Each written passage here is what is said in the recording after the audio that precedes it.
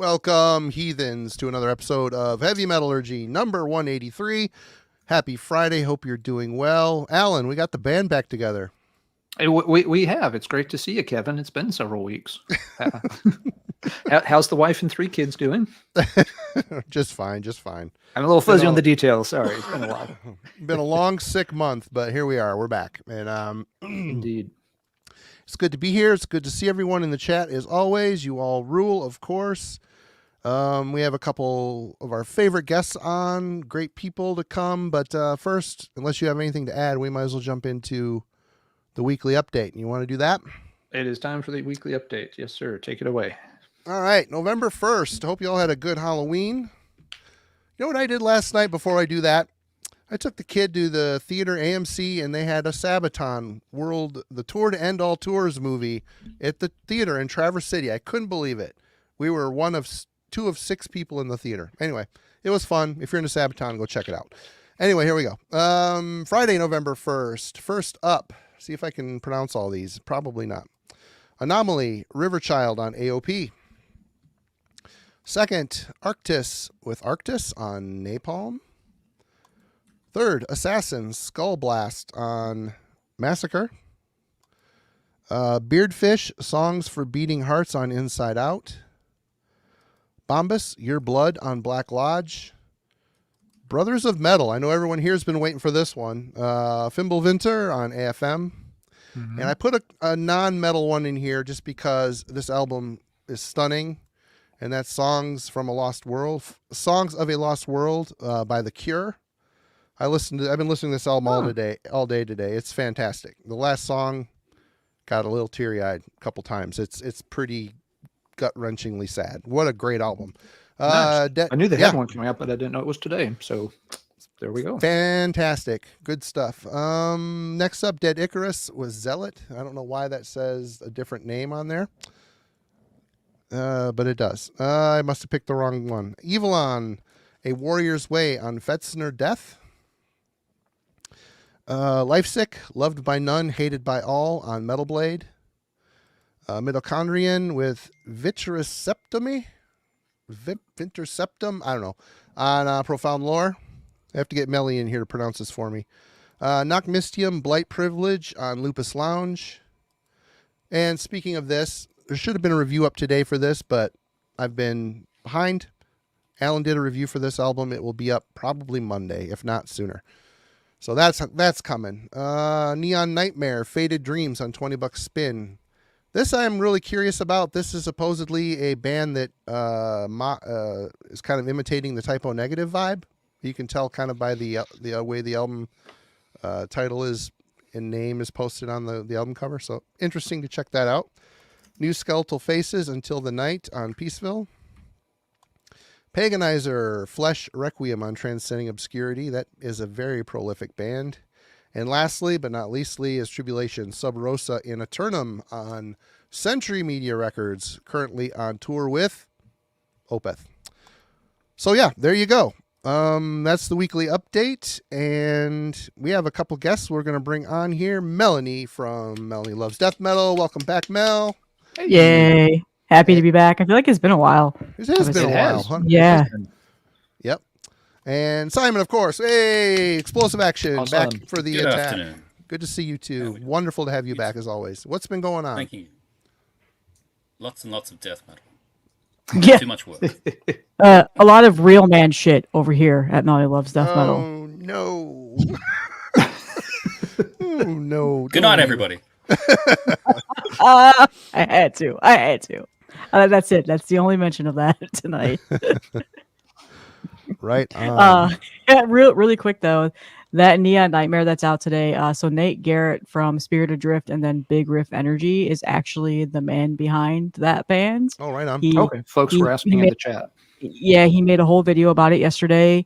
Talked about the influences behind it. He admitted it's purely just to worship Typo Negative. That was the whole goal of it. And it's very, very good. I'm a huge Typo Negative fan, so it clung to me as soon as I heard it. We got the promo for it, so I listened to it. But yeah, I haven't looked at any promos in a long time. It's really good. So if you're a Typo Negative fan, you'll like it. He does he does he just there are moments where it just sounds like Peter. It's crazy. Like he really mimics the voice very well. So Huh. Interested to check it out for sure. But yeah, so what's been going on? Anything new or exciting other than just normal stuff before we jump into tonight's topic, which we have to blame Simon for, by the way. Yeah. We've all come to grips with that pretty early on in this process. Yep. I did a video Simon, a week anything ago. new to report for you? Yeah, the video I did a week ago is doing well. People seem to like that one. I did a very, loose A to Z of modern underground death metal that was not supposed to be comprehensive. It's just, oh, here's the letter K. I've got an album that starts with K. That's it. I didn't put too much more effort into it, so it was not supposed to be the be-all, end-all. But, yeah, I like putting that one together, and people are giving their own thoughts on that. So it's been yeah, a good video. People are saying I'm quiet in the... A little quiet, but we can hear you, but you are a little quiet. I'm going to move your Okay. mic a little closer if you have an external. Yeah. If not, It's big deal. It's internal, but I'll just yell loudly. Hopefully that's the best.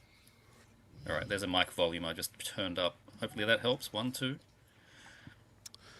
And Melanie, of course, has been doing weekly updates on her channel and also her Patreon. Explosive Action, I don't think has a Patreon yet. Do you, Simon? Nope. No, I've never gone down that route. I've thought about it, but yeah. yeah, I don't know how much longer I'm going to do it. It's so hard to decide what to pick for paid for only members to record. But I noticed that some people are members of me on YouTube, which I didn't realize I had that active. And I noticed I have members on YouTube, so I might just move to that because that's a lot easier to toggle with videos, like members only view and stuff like that. I've never looked into any. I need to look into that. It's another monetization, and I have like 3 or 4 members that are subscribed to me every month. It's only 99 cents a month, which is actually cheaper than my Patreon, which is $1. So, yeah, I don't know. I want to do extra videos, but I also want to put it on my channel because I just reached 6,000 subscribers 2 weeks ago. We're lapping at your heels. Yep. And I feel like I kind of hit the algorithm right now, and that my videos have been doing really well. So I don't want to mess up. Obviously I'm gonna slow down again because I'm gonna get burnt out. That's what always happens. But yeah, I don't know. But yeah, I got so much stuff in lately. There's just been so many new releases that have been coming in and people have been sending me stuff. So the content's just been easy to make for that reason. But eventually that slows down. And then I'll have the year-end stuff, which always does well. Year-end lists always do really well. Yep. Yeah, it is almost that time for those, isn't it? Which we'll be seeing you all back again, hopefully, for that. Yes, for sure. We'll do a much shorter version this coming year. Last year was murderous. We went for 5 hours or something, didn't we? It was a long time. We did indeed.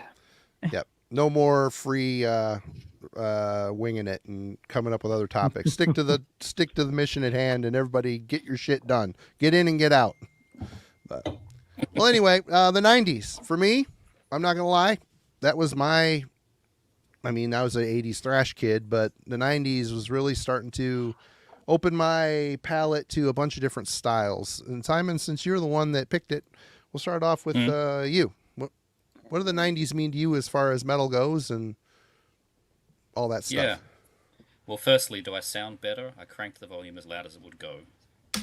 Still a little quiet, but we can hear you. It's not like you can't be heard. You're just quieter than the rest of us. All right.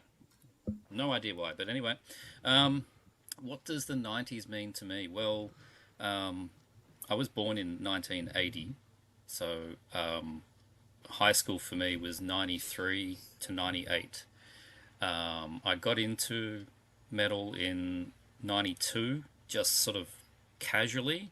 I got given I won a prize at a year 6 school disco. For the prize of best dancer, I won a cassette tape. I know. I won a cassette tape that it was called Hardcore. It was an Australian release cassette. And it had 3 tracks on it. It had Ministry Hero from Psalm 69. It had Body Count, Bowels of the Devil, and it had Pantera by Demons Be Driven, I think. And yeah, that kind of stayed in my cassette deck for a long, long time, and I didn't really know what I was listening to because yeah, this was a school disco, and it's just all 80s and 90s top 40 hits, and the DJ gave out this metal tape to me, so it's all his fault. But yeah, then going into high school, it was just perfect combination in the early few years of other kids in high school that were already ahead of me and like, oh, check out this band Metallica, that kind of thing. And then the mid 90s and getting into the late 90s was the internet really becoming a thing and me sort of discovering stuff. And by the very, very end of the late 90s was like getting my first part-time job and having real money. So I was just following along for so much of this, keeping my ear to the ground in, like by 94, I was living and breathing it. 95, I was buying, metal magazines, your Metal Hammer and all that kind of stuff. Then like 96 is when I jumped on the internet and it made things worse. So like it is the formative time for me. Just, yeah, that whole 90s period, particularly 95 to 99 was really when I was finding things on my own. So yeah, really important time for me. Yeah. So we do have to know, Simon, did you get your dance lessons from that crazy Australian breakdancing lady at the Olympics? I must be like twice her age. Fucking Ray Gun. She's all over the news. Jesus Christ. Yep. I don't even remember dancing, to be honest. I just remember getting a tape. Okay. Nice. I was 12. You know. You Certain parts hypnotize of yourself Simon's with your memory moves. bank have been purged. Yes, Okay. yeah. Same question to you, Melanie. What the 90s? So I was born in 84. I was 7 when it was 1990. So I didn't really get into any 90s music until obviously I was a little bit older and had a little bit more accessibility to it. But growing up in the 90s, I was obviously exposed to what my parents were listening to. So it was, Phil Collins, Genesis, all the old school classic rock stuff, AC/DC was heyday 90s, Aerosmith, stuff like that. Yep. But when I got a little bit older, when I got into junior high is when I really got into metal and I was exposed to what my brother was listening to. That was when 90s death metal like came really close to me and I got really into it. I was also really into like the alternative like rock / metal of like Tool and Nine Inch Nails, Rage Against the Machine. Like those were always gateway bands for me. But now 90s, it's funny because like 90s metal, 90s metal is some of my favorite. Like I often go back to it and listen to it more than I do the new releases that I am consistently getting, especially when it comes to death metal. So this was very hard for me to pick a favorite every year because there's so many 90s death metal albums that are just some of my absolute favorites, but I went off a lot of just like nostalgia and what I know should truly be my favorite because it was, back when I was younger and finding all of these bands. Yeah. All right. Alan, you, 90s. Yeah, 90s. Early 90s were high school. And then mid and late 90s were college. So yeah, definitely, getting more into heavy metal stuff. I got into metal, kind of at the tail end of the 80s. So yeah, the early 90s were very much, getting the basics, and by the mid 90s digging into, more obscure stuff and all that. A couple of things that are relevant to tonight's topic for albums. I got burned out on death metal pretty early in the 90s compared to a lot of folks. Like 91, 92, it's kind of like, oh, this is neat and interesting and extreme. 93 is like, okay, finding more of it and stuff. Really, though, probably by like the end of 93 and certainly by 94, it's just like, oh my God, can we please listen to something that's not death metal? So that definitely has an impact on my list tonight. And the second thing is that I was a bit late to the party on black metal. It just did not infiltrate my little corner of the Midwest for whatever reason. So, I kind of missed that initial surge of stuff in Scandinavia. Really didn't start to have any Norwegian black metal or Swedish black metal trickle past my ear holes until it would have been 95, but really 96, before I was, getting to, dive into it and explore more of the stuff. And so that's going to have an impact on my list as well. Both those, of course, are huge genres for the 90s, but they're genres I didn't interact with as much as some people did. Again, a lot of the 90s for me was exploring other stuff in heavy metal and digging backwards through a lot of 80s stuff. So my list is going to be kind of weird and very different from all three of your lists, I suspect. But yeah, it was definitely hard in some of these years to pick a ton of good albums in a lot of different styles of metal that came out. And so there were definitely years where it's just like, I've got a black metal album, a death metal album, and a power metal album. How am I supposed to compare these things and pick one of them? So yeah, definitely this one I found a lot harder to do than the favorite albums from the 80s episode that we did with King. That one was difficult, but a lot of fun. And then Simon was like, hey, I'd love to do that for the 1990s with y'all. And we're like, yeah, sure, we'll do that. But it was a much harder list for me to pick a favorite from for a lot of the years. So Marty, what about you for the 90s? What's your story? Well, I graduated high school in 89, as I've stated on here a bunch of times. So 1990, I got a job outside of my parents' business. So for the first time, I had an income, a sizable income that I didn't really have any rent or stuff to pay, car payment, insurance, stuff like that. But I was already very invested in thrash and heavy metal, stuff like that, stuff I came up with. And death metal at this point was really taking over. Black metal has seeped in. But the one really kind of defining chapter for me was probably 94. Being up here in northern Michigan, we're away from we're dislocated from any sort of a scene. So I didn't even really realize zines were a thing. I had, Metal Maniacs, Rip Magazine, Thrash Metal Magazine would show up on the newsstands every once in a while. But I placed an order, I believe it was Century Media, before they stopped sending me my orders. I kind of gave up with that place. But they sent me like a newsletter, like a two-sided, some guy was just doing reviews. I can't remember the name of the newsletter. But I was reading it and like, wow, this is pretty freaking cool. Then I started, through Metal Maniacs, discovering that there were zines, started buying zines out of Metal Maniacs. I started to really kind of fall into the underground, which I had somehow skirted around 100% growing up. So it inspired me and a couple friends to start Worm Gear Zine. And from there, it was off to the races. It was completely plugged in and just consuming as much as I could. I was a seeker.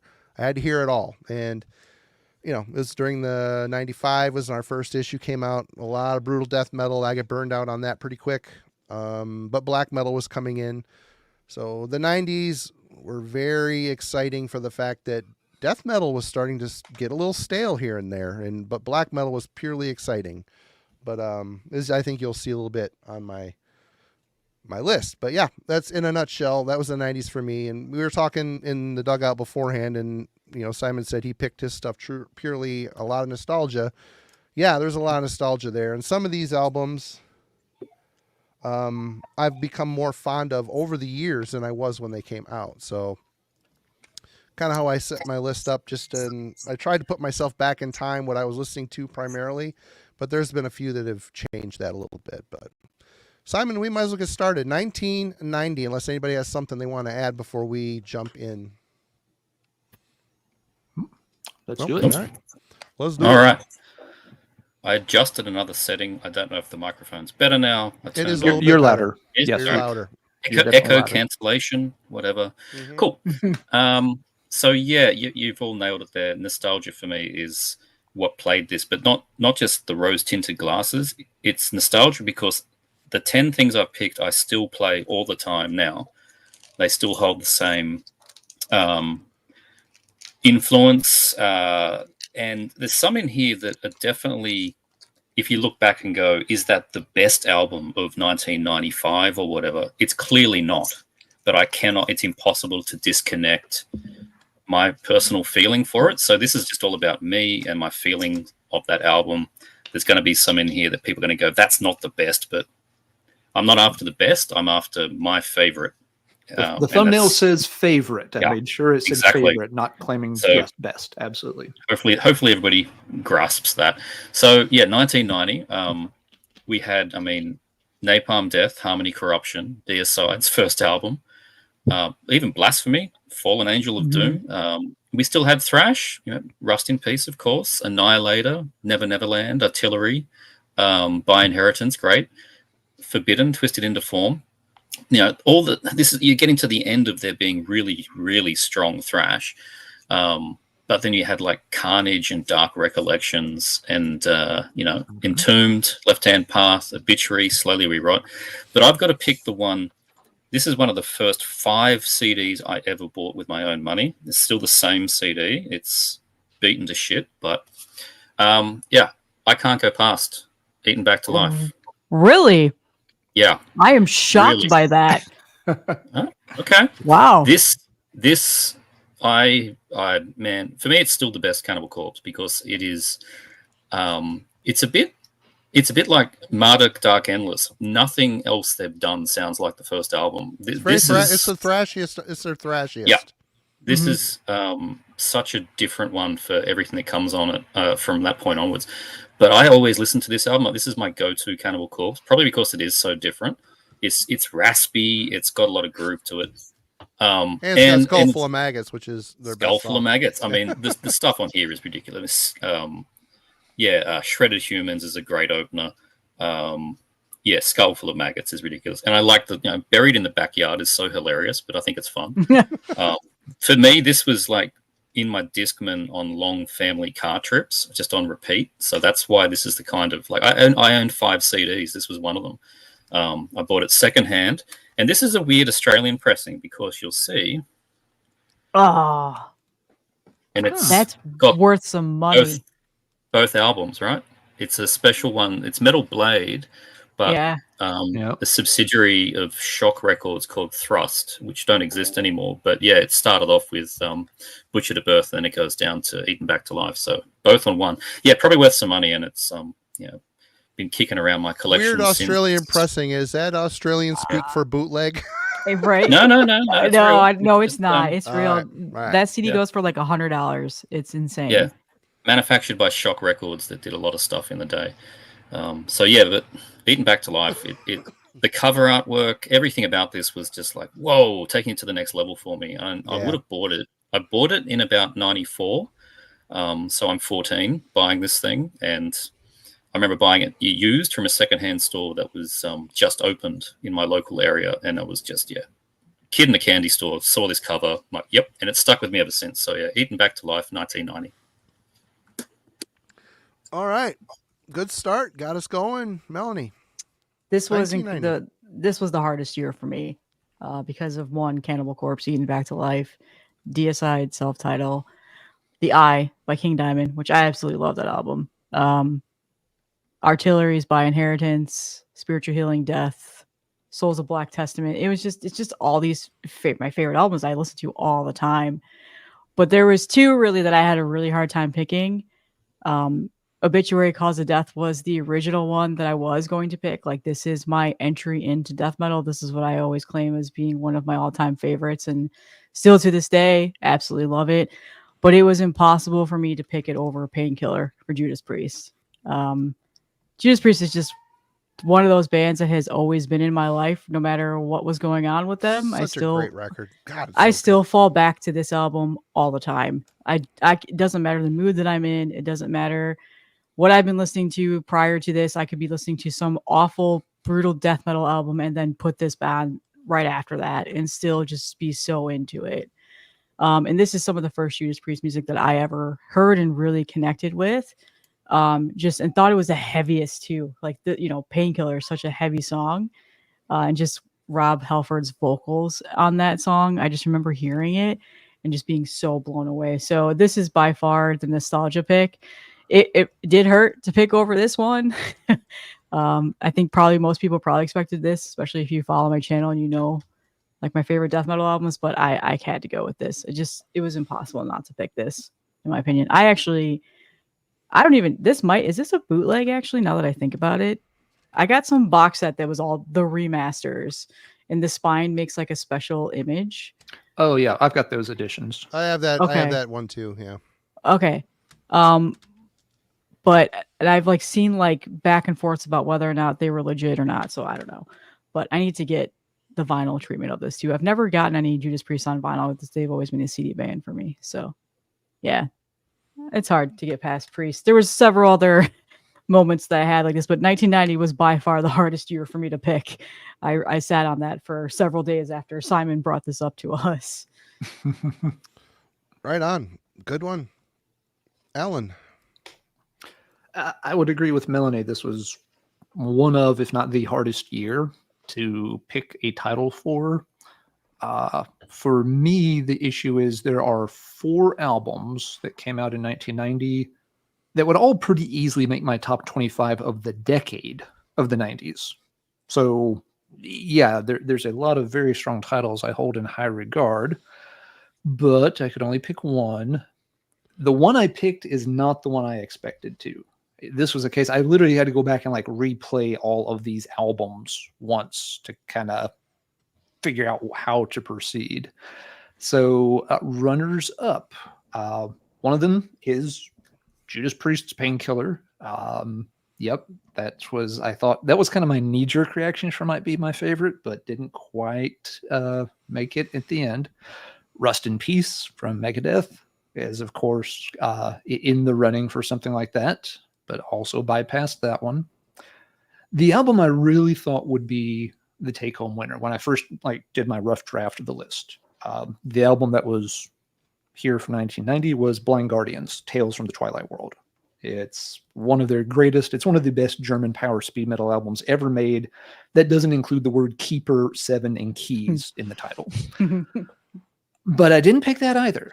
Okay. And so, yeah, there was a fourth, and it when I replayed all 4 of them, I'm like, this one album always amazes me when I come back and play it. And maybe it's just a fact that I don't play it as much as the others, that, it still wows me more. I picked this one, Sanctuary's second album, Into the Mirror Black. Oh, that's a good one too. Yeah, it kind of gets overshadowed, I think, by the debut album, which is fine. It's a great album. I know why people love it. No problems with that at all. But they really increased, and stepped up the performances on this one. It's my favorite vocal performance by Warrell Dane. He just sounds perfect on this one. He's angry, moody, tense. He can do those siren shrieks perfectly. I don't think you could go through and, you'd be hard pressed to even just, pick and choose any little vocal snippets to replace on here. The artwork fits the mood of the album perfectly. The opening track, with future tense, it just completely sets the mood. And every song on here is unique. They all stand out. They are just top notch. This album still to this day, I got it probably pretty close to when it came out. It would have been a couple of years later. I probably got it in late 92, early 93. So I've been playing this same CD copy for 30 years, putting it on and listening to it again. It still gives me chills at times. And as much as I love those other albums I mentioned, they don't quite have that same impact on me. But this one comes off and it never fails to just leave my jaw on the floor. So yeah, I went with Sanctuary's Into the Mirror Black for 1990. Ask me this question again a year from now, and maybe I'll get one of those other 4. Yeah.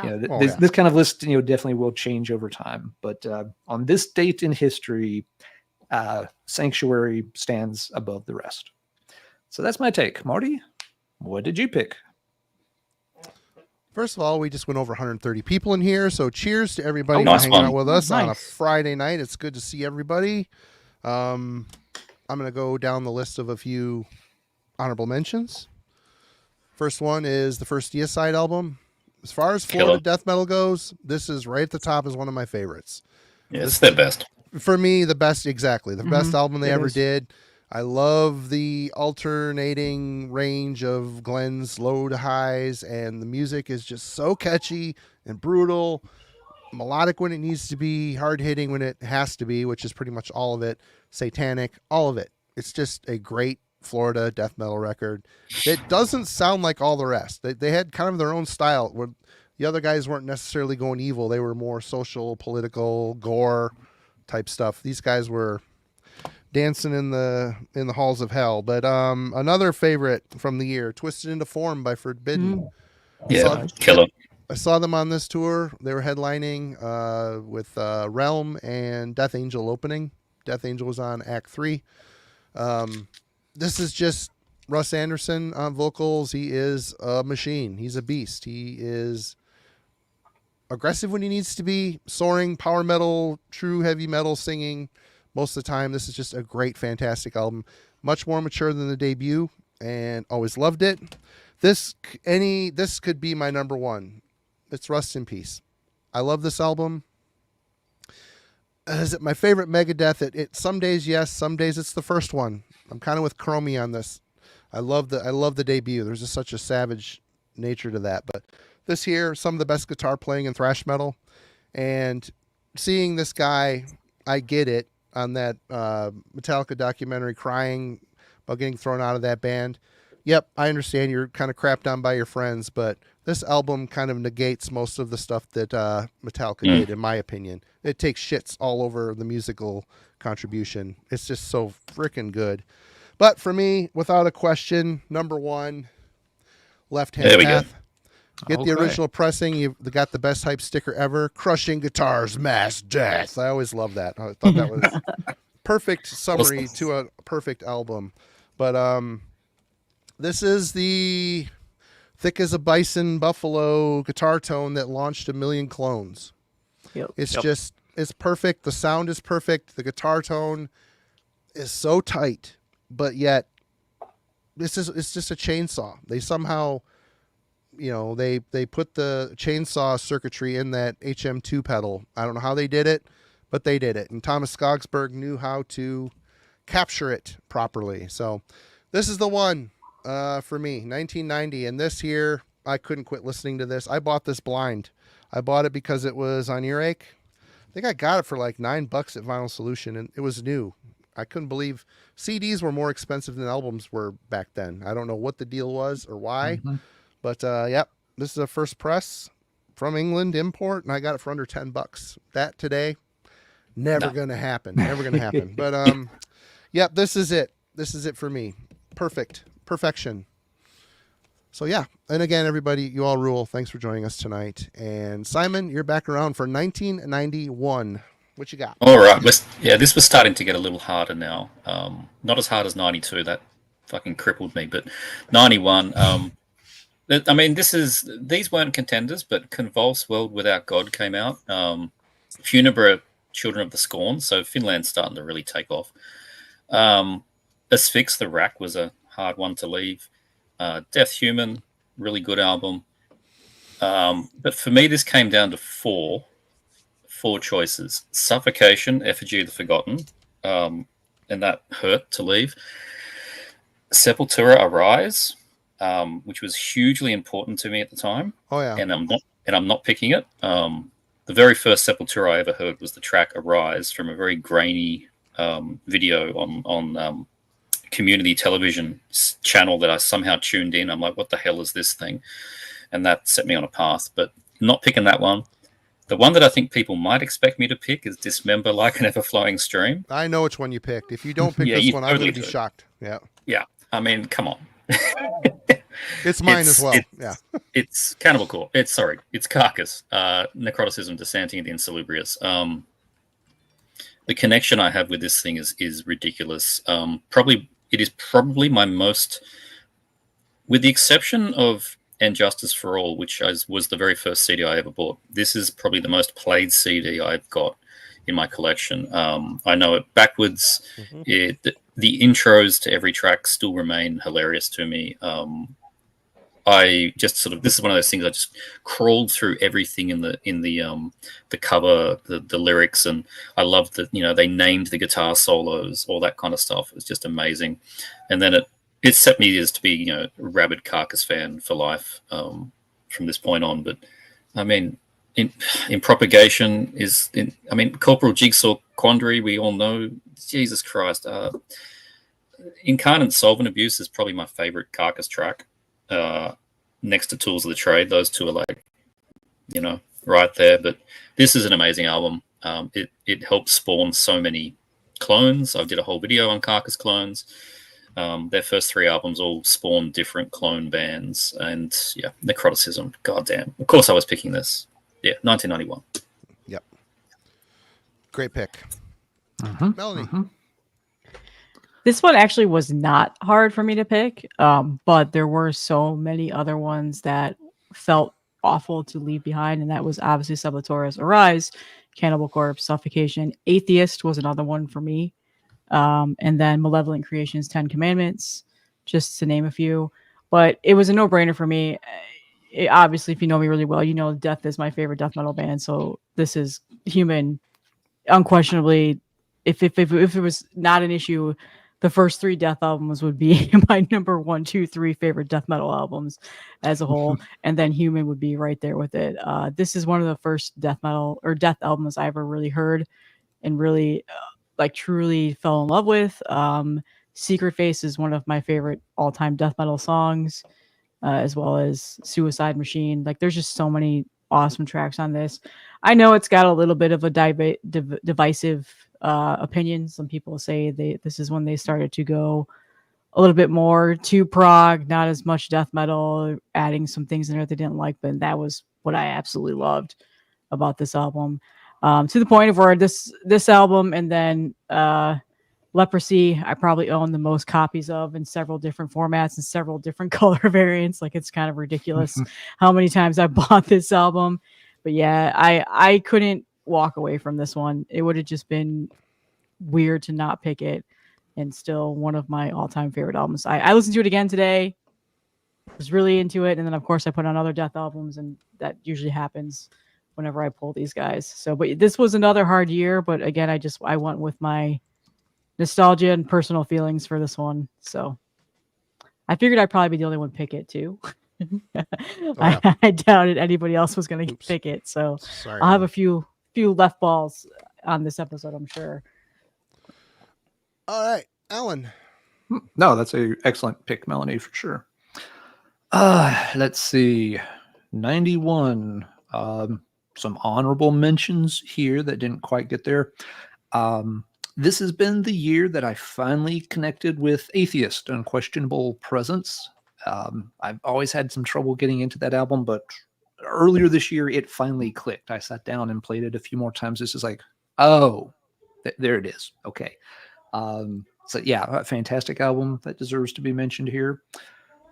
Into the Depths of Sorrow, the debut from Solitude Aeternus, still one of the greatest doom metal albums to come out of the United States. Great, but not my pick.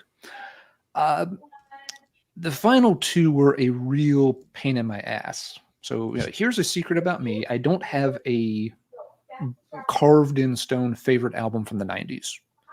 From the 1980s, I have a top 4 that has not changed in like 20 years.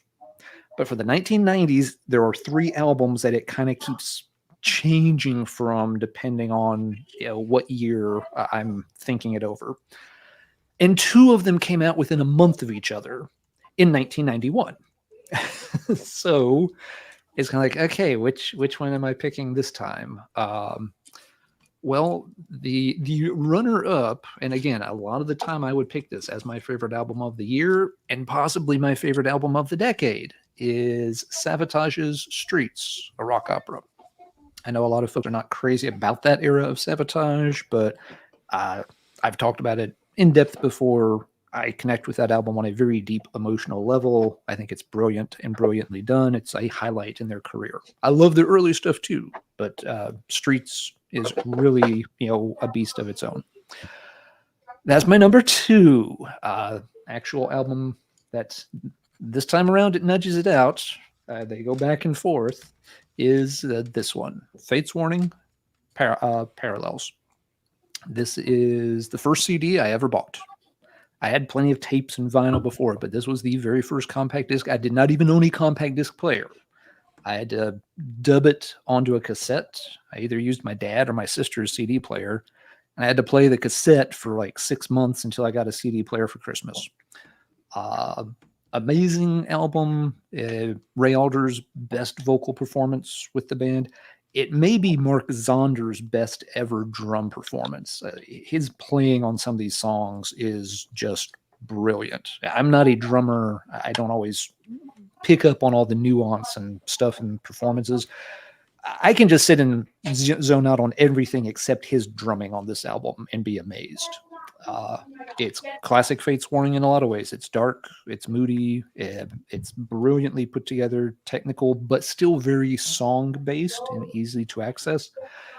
It is like a Melanie's pick with Human. This album's a little divisive. Some people don't like that Fates Warning went, into a more accessible vein. Some people just aren't into the Ray Alder material whatsoever. But for me, it's a brilliant album. I hadn't played it in a long time. And once again, took it out a few weeks ago, getting ready for this topic. And it's just, I'm still just astounded 32 years after I bought the CD. When I put this on, it's going to have to stop what I'm doing and sit and marvel at how good it is. So this time around, Fates Warning, Parallels is my pick. Again, there are two other albums that kind of rotate around in my favorite from the 90s, but Fates Warning is one of those top 3 albums for the whole decade. So this time it wins out over Sabotage. Marty, right. What have you got for 91? Probably not Fates Warning or Sabotage is my guess. Nope, those two didn't make the cut. But That's okay. That's okay. I had no problem picking this one. I'm in line with Simon on it, but we'll get there. This one could be a favorite as well. This is my favorite Dark Throne record. Soulside Journey. This thing is just so brilliantly crafted. There's a bit of an Autopsy vibe, but there's just a dark, evil death metal vibe.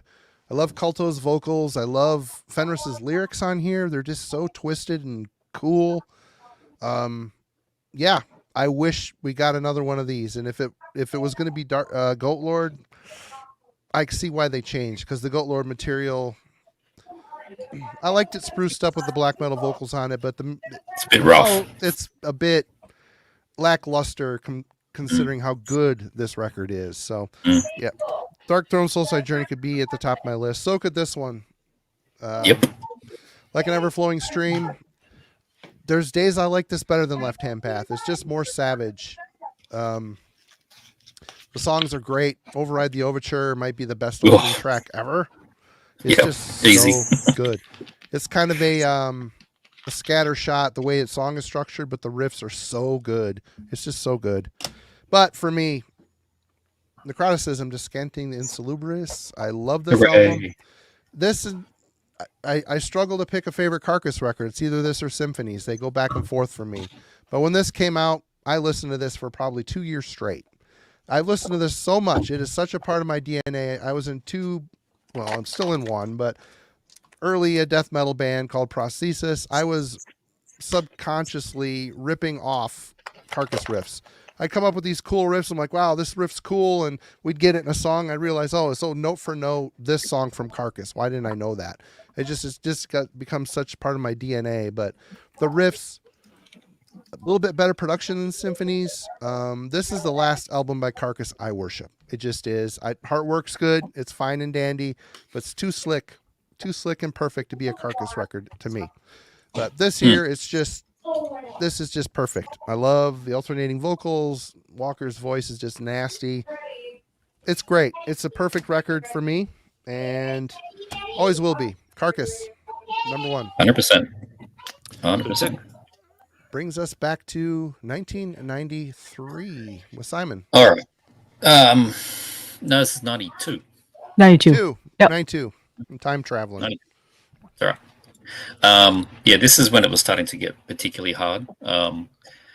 There's some crazy good albums here, but some of them I got to later. Like, they're in hindsight albums. Like, they're all excellent now, but I wasn't there with them at the time. Sinister, Cross the Sticks, amazing. Atrocity, Toadessen, Hooked, or however you say that thing. Bolt Thrower, Fourth Crusade. That one I tie with For Victory as my favorite. Amorphous, Corellian Isthmus, fucking banger.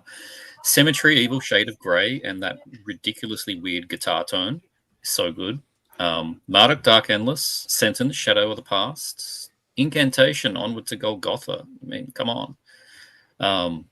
Grave You'll Never See, Demigod, Slumber of Sullen Eyes is one of my favorite Finnish death metal album of all time. And we had Vader, My Dying Bride, a whole bunch of interesting stuff. But for me, this is when I first heard the first 2 tracks on this, which was sent to me on a compilation tape by a guy who was a couple of years older than me. And he said, you need to check this out. I'm like, okay. And yeah. Blaze in the Northern Sky. Keep cheating off my paper. Sorry. Catherian Life Code in the Shadow of the Horns is probably that's the black metal rule book right there for me. If anybody asks, hey, what's black metal sound like? I just pointed to the first 2 tracks on this album.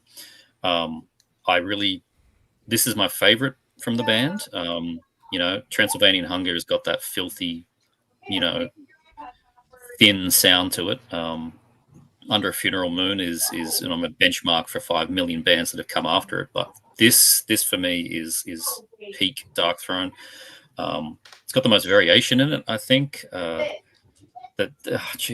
tracks so good. Pagan Winter on the end is just so good, and it's loose. I love that it's just so loose. I've had this thing for 100 years, old peaceful pressing. So but I didn't hear it till probably about 95, but it is just quintessential black metal for me. So Blaze in the Northern Sky, my pick. Right on. Melanie. Crack a tinny. Crack that tinny. So this one was a no-brainer for me, but there was a lot of this is another year that had a lot of honorable mentions. Vader's The Ultimate Incantation, Fear Factory, Soul of a New Machine, Deicide Legion, Sodom Tapping the Vein, Typo Negative, Origin of Feces. That god-awful album artwork. But I had 2 that I've often said are just some of my all-time favorite albums. One definitely edged it over just a tiny bit. This was a near second, Demolition Hammer. Oh, great album. Yeah. So this one I've always credited as like one of my all-time favorites, Epidemic of Violence. But this was a no-brainer. Malevolent Creations, Retribution. This is an album I want to be buried with, an album that I finally now own physically. It's been impossible to get a physical copy of this. Yes. This is peak Malevolent Creation. Their best lineup. Rob Barrett, Brett on vocals, rest in peace to him. This is, to me, their opus. Like they've never really touched this since they've gone on in their career. I do like a lot of their newer albums too, but like Alex on drums, Jason on bass, like this is just their peak lineup. This is some of the first death metal I ever heard. My brother is obsessed with this album, this band, so that's what I was just always around. And I, to this day, absolutely love everything about it. It's questionable for being a full length though, because it's only 34 minutes long. So it's a quick listen. Nowadays, that would be considered an EP. But yeah, I absolutely love this album. And I feel like it's a little bit underrated, to be honest, with this year, because there is so much death metal that came out this year. And people kind of sleep on it just a little bit with all this stuff that's going on this year. Like I think Deicide Legion, a lot of people will pick that. But this was a no-brainer for me. I absolutely love this. Also, amazing artwork here. Just so happy I finally have this. Like this has been like some of the best mail day ever when I got all these reissues. Did it recently come out then? Yeah, Listenable Records just reissued the first 3 albums, which are incredibly hard to get. nice. And there's somebody else, I feel like they said Candlelight maybe, is also going to be doing another reissue treatment of this too. So yeah, they're coming. The band just got the rights to all of the music. So now they're going and they're selling it and getting it reissued and stuff like that. So it was being held hostage by Roadrunner, of course. So yeah, awesome stuff. Again, I feel like it's underrated, but yeah, I love this album. Yeah. That's good to know. I've also been looking for a copy of that particular one, and like you said, if you can even find one, they're just a ridiculous price. So Yep. I'll be getting a reissue too. I'm okay with that. Yep. Great pick. All right, Alan. All right. Yeah. 92 was kind of a weird one for me. I don't have as many honorable mentions here. One that someone just mentioned in the chat, Blind Guardian, Somewhere Far Beyond, is honorable mention. Fantastic album. It was the first Blind Guardian album I heard. It's not one I go back and play as much as some of the others, so didn't quite feel right picking that one. Second place for 92 was Wasp, The Crimson Idol, one of their best albums. Another rock opera kind of story, one that Blackie has revisited maybe a few times too many, but the first time's usually the best for that kind of concept, and that one holds true. But yeah, my pick for 92, I did not think of this until I dug around a lot, but somebody, I think it was Andy, just picked this himself in the chat. I went with Danzig 3, How the Gods Kill. And there you go. This is very much a case of, I know it's not the best album of the year or the most important album of the year, So but good. it is one that I've played more than anything else from 1992. I've played this thing over and over. I've got multiple versions of it. It's never worn out its welcome after all this time. Really, none of the old Danzig albums have. But if I have to just pick one, if I'm like, I want Danzig and I have 5 seconds to grab one, this will be the one I grab almost every single time. Great set of songs. The artwork, I think, fits it just perfectly. The Geiger artwork's always kind of cool, but I think it fits this album and just the overall tone of Danzig, the band, around this era so well. So yeah, it wasn't what I would have expected. If you'd given me 10 guesses on what I was going to pick for 92, I probably would have forgot this. But that's why I got an early start to make sure I could dig through things and try not to overlook it. And yeah, this is the one I'm going with for 92. That is another album incredibly hard to find on vinyl. They just Hasn't been reissued. don't press it. I literally walked into a record store last weekend and saw Danzig 1, but it was a bootleg. And that's all you can find. And I just bought it because I don't know when the hell they're going to reissue it. And that's and so, yeah, I don't know. Hopefully someday. I don't know why they haven't. But getting big labels to reissue things can be more of a pain than getting the small ones to do it sometimes, because to them it's just not quite worth the bother. I would bet you $100 right now that Glenn is waiting to do that when he retires. When he's probably done, he's an old fart. So I mean, when he's done, that might be his retirement plan to reissue that shit in a box set or something to a big payday. Could be. Maybe go out on one big last final Danzig tour promoting those records and get the old band back together, Chuck Biscuits and all the old guys there, and who knows? But I would guess it's possible. Yep. Don't know. All right. Well, Marty, I don't wrap up the year for us. Yeah, I don't have a ton of honorable mentions. Simon mentioned a lot of them, but this one could have been my number one. I love this album. Hello. So good. There is something about this. The Finnish death metal sound it's dismal. It's polluted sounding. It's atmospheric. It's just weird. It's evil sounding. There's just something. I wouldn't say this is necessarily evil sounding. It just has a really dark atmosphere to it. It's just very atypical from what was coming out in death metal. It doesn't sound European. It doesn't sound American. It sounds Finnish. And I was the track Black Embrace is their best track.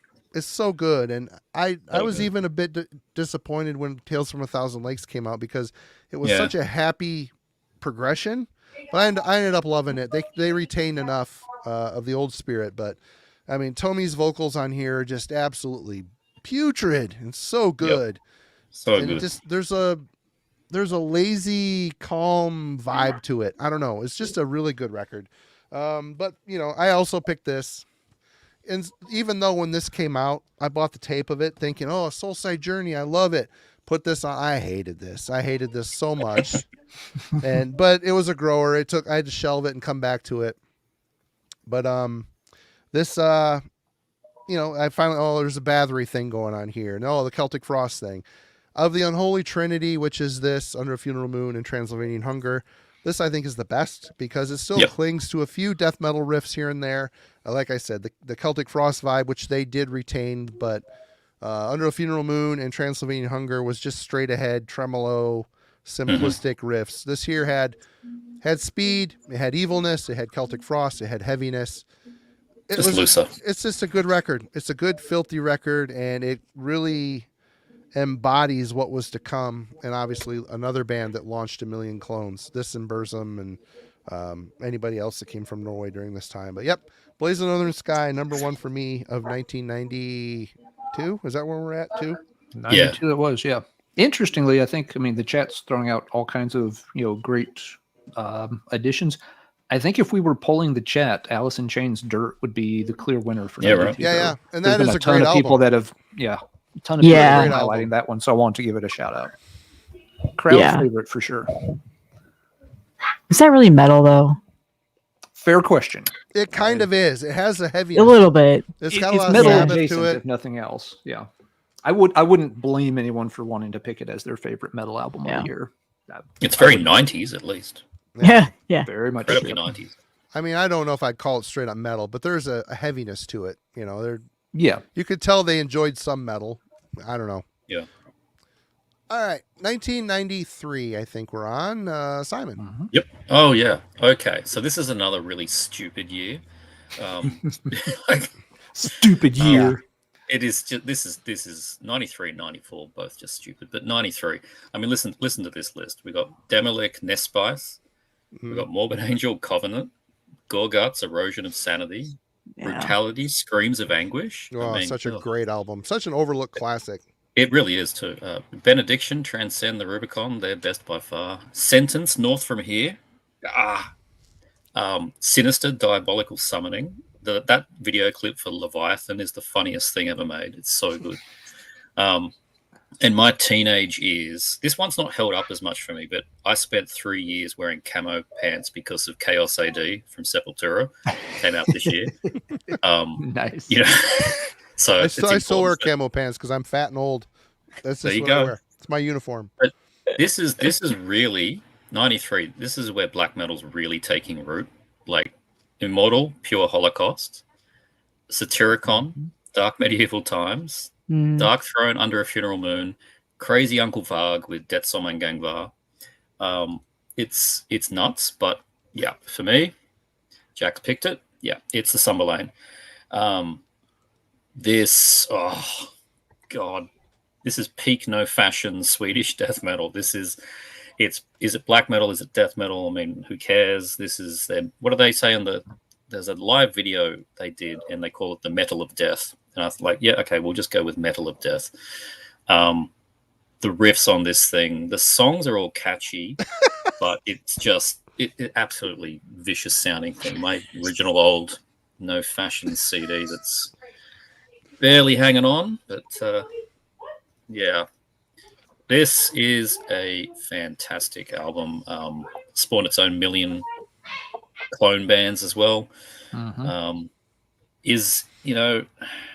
I think, I don't know. Everyone's got their opinion about this CD, this album, or the follow-up, Storm of the Light's Bane. I don't know. I think the songs on here are the strongest songs, but I think Storm of the Light's Bane has the catchier songs. But yeah, Summer Lane, that's way the pick more for 93. majestic and epic on the second album, but still great. It's hard to pick. Yeah, I think I don't want to say commercial on the second album at all, but it is catchier. It helps that they've got the key single on there, but the Summer Lane. And this is, look at the design on the back. This is just quintessential shit. So yep. Summer Lane. Great pick. Awesome. Melanie. Yeah. Mine are Edge of Sanity, The Spectral Sorrows. That was hard not to pick. My Dying Bride, Turn Loose the Swans. Another one that I absolutely love. Dissection was one that I had on the list. Carcass, Heartwork. I am that person that absolutely loves Heartwork. It's a great album. Yeah. And then It's Rotting a great Christ. album. It is. It just, yeah. Riding slick. Christ, Thy Mighty Contract was also out. Marduk's Those of the Unlight, which is my favorite Marduk album. Yeah, it's But I had to go with this. This is the curveball I don't think anybody was expecting. I did Demilek with Nesbeth. well done. I fucking love this album. Sorry, F-bomb. It That's gets me fine. so Creepy. riled up. Gets me so riled up. It's like nothing I'd ever heard before when I first heard this. So weird. Had that avant-garde, which is now like a term that everybody uses. Technical. At times felt proggy, which is how the certain time signatures that they would transition back and forth. The burpy vocals were just something the burpy vocals. I always called them predator vocals. Yeah. Oh yeah, Oh, that's yeah. a good one. Yeah. This is like one of the only bands that is just still writing out their only full length album with great success. I love this album, and this is another one that I will just put on and listen to no matter what mood I'm in, what I have been listening to all day. If I want something familiar, something nostalgic, something really, familiar, it's usually this one. So another like top 10 death metal album for me. I absolutely love this album. So also used to own it on vinyl and sold it, and is one of my biggest regrets because now I can't find the Floga reissues or anything to save my life that are under $100. So I'm really hoping this gets another vinyl reissue. They did it like 2 years in a row and then they just stopped.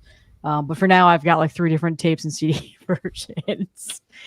So yeah, I had to pick this. Also, I just love the logo. Their band logo is one of my favorites. It's just simplified, nothing too crazy. Yeah. I absolutely love this album. I love the somewhat shitty cover artwork too. It's perfect. Yeah, I mean, and there's an alternate cover too that I'm not a huge fan of, but this is I picked this one because I like this one better than the alternate cover. Yep. So good. Alrighty, Alan. Yeah, no, cool pick, Melanie. Let's see, 93. Yeah, this was the year I thought, okay, this will be my first black metal pick because you have the Sombre Lane, which Simon's already described in excellent detail. And he also mentioned Immortals Pure Holocaust, which is one of my favorite black metal albums of all time. But I didn't pick either of those because there was one thing standing in the way of both of them. My pick for 1993 can only be discussed in screams and whispers. Oh, that's a good one too. Okay. Yep. Sound the Alarm is their best song. Yeah, the whole album is fantastic, flows together well. It's, Anacrusis for me kind of got, a little bit better with each album, more or less. Maybe there's a hiccup there if I'm getting the order wrong. But it all really culminated fantastically. If they had to go out early in their career, well, they went out on a really high note. Yeah, this album, they were never the right band in the right time at the right place. Something was always just not going to work out for them, but they have an impressive catalog. Love this album. It was kind of a blind buy for me. I saw it was picked as Album of the Year, 1993, by Sentinel Steel magazine, which was one of the only zines in the U.S. that was really doing much coverage of, power metal, traditional metal, stuff like that around that time. I saw that. I was like, that sounds interesting. This guy usually has pretty good taste. I wonder if the record store has that. So it was like 8:30 at night. The record store closed at 9. So I ran downtown, flipped through the stuff, and sure enough, it was in there. And just, basically insta blind bought it 5 minutes after reading the review.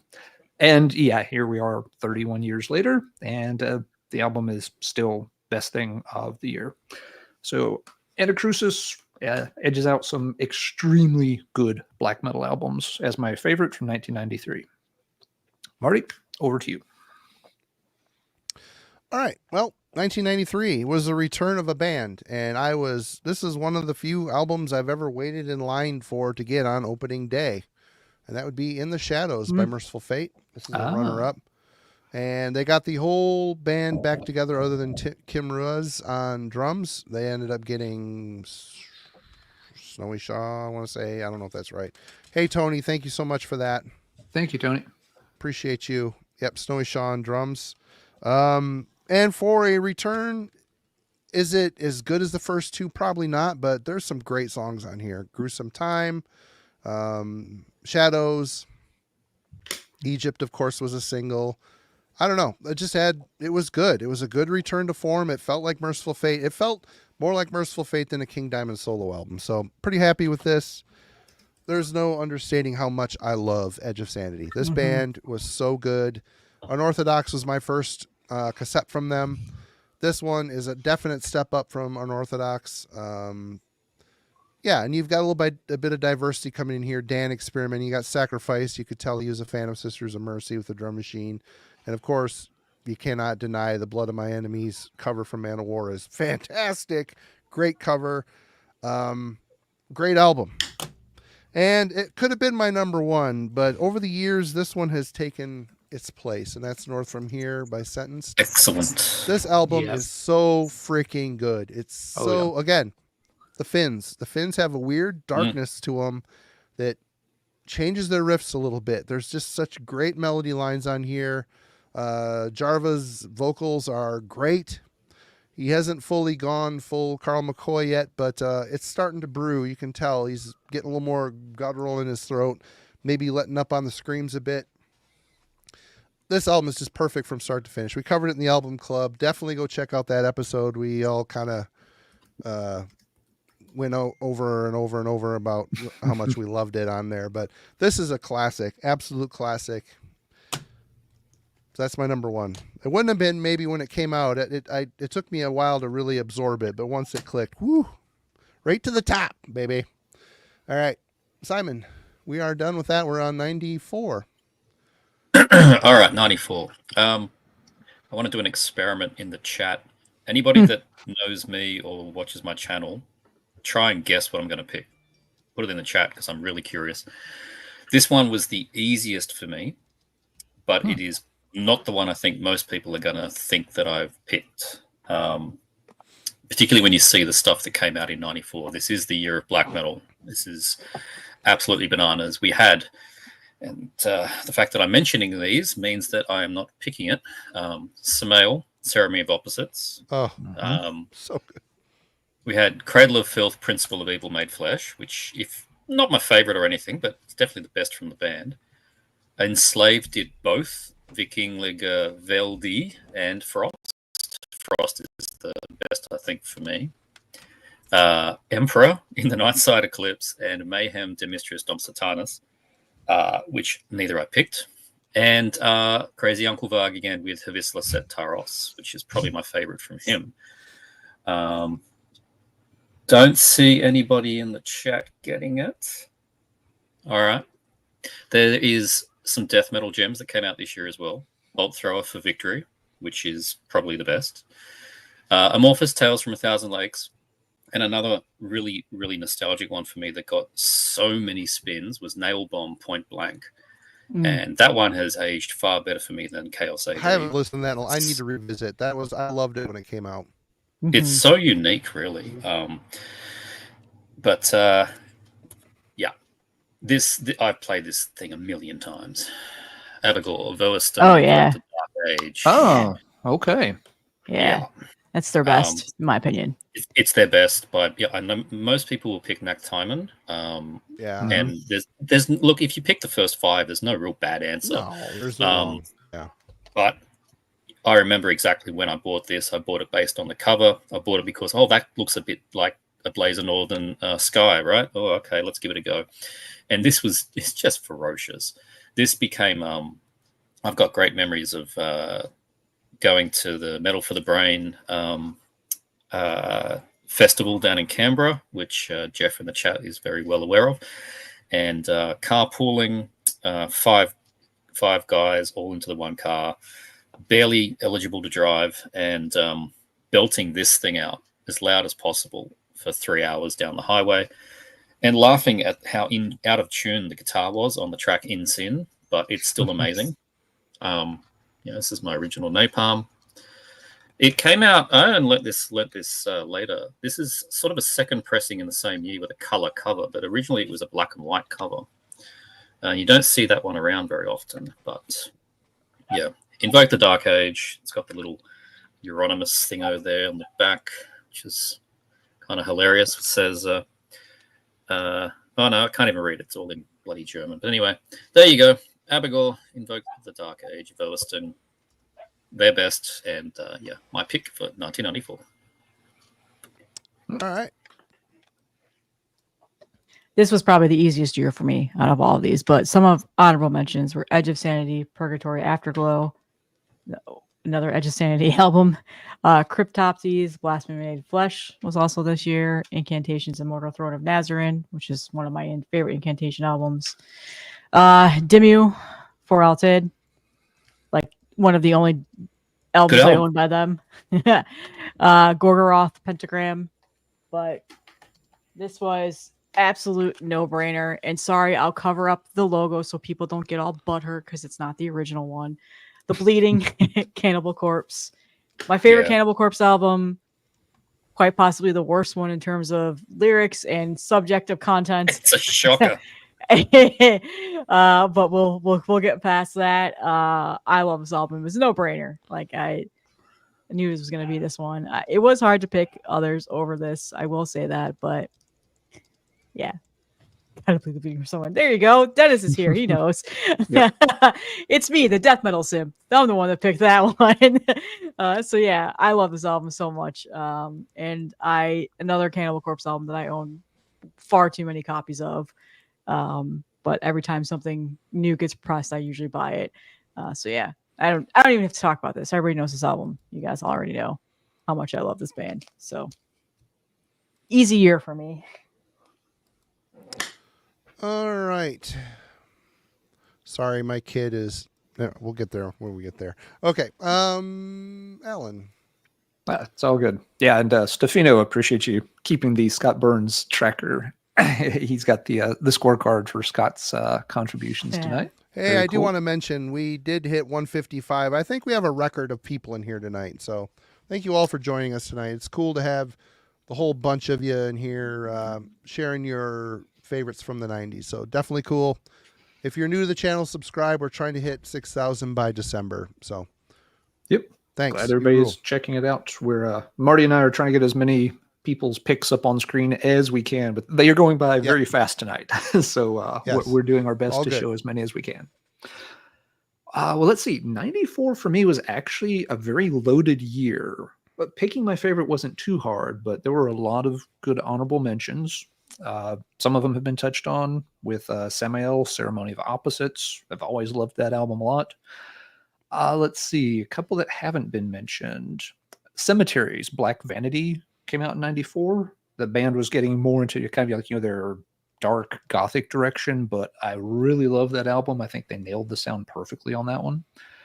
Pentagrams, Be Forewarned. It's the last of the Victor Griffin era Pentagram albums. Kind of overlooked because it'd been a long time since they had done the previous album, but there are some monster songs on it. The album's a little too long. It has a little filler, but it has some great tracks from a classic Pentagram lineup. An underappreciated one that has one of the best A-sides ever recorded is Australia's Vaudeville, Two Dimension Logic. Scott, thank you very much for the super chat. Really appreciate that. Thanks, Scott. But yeah, Vaudeville only did the one album, unfortunately, kind of a progressive band. The easy answer is that they're somewhere between Dream Theater and Fate's Warning, but the first half of that Two Dimension Logic album is flawless. So I considered picking that, but really there was only one thing I could go with for 1994, and definitely time to get some German power metal on the board, and we do it with Running Wild's Black Hand In. Great album.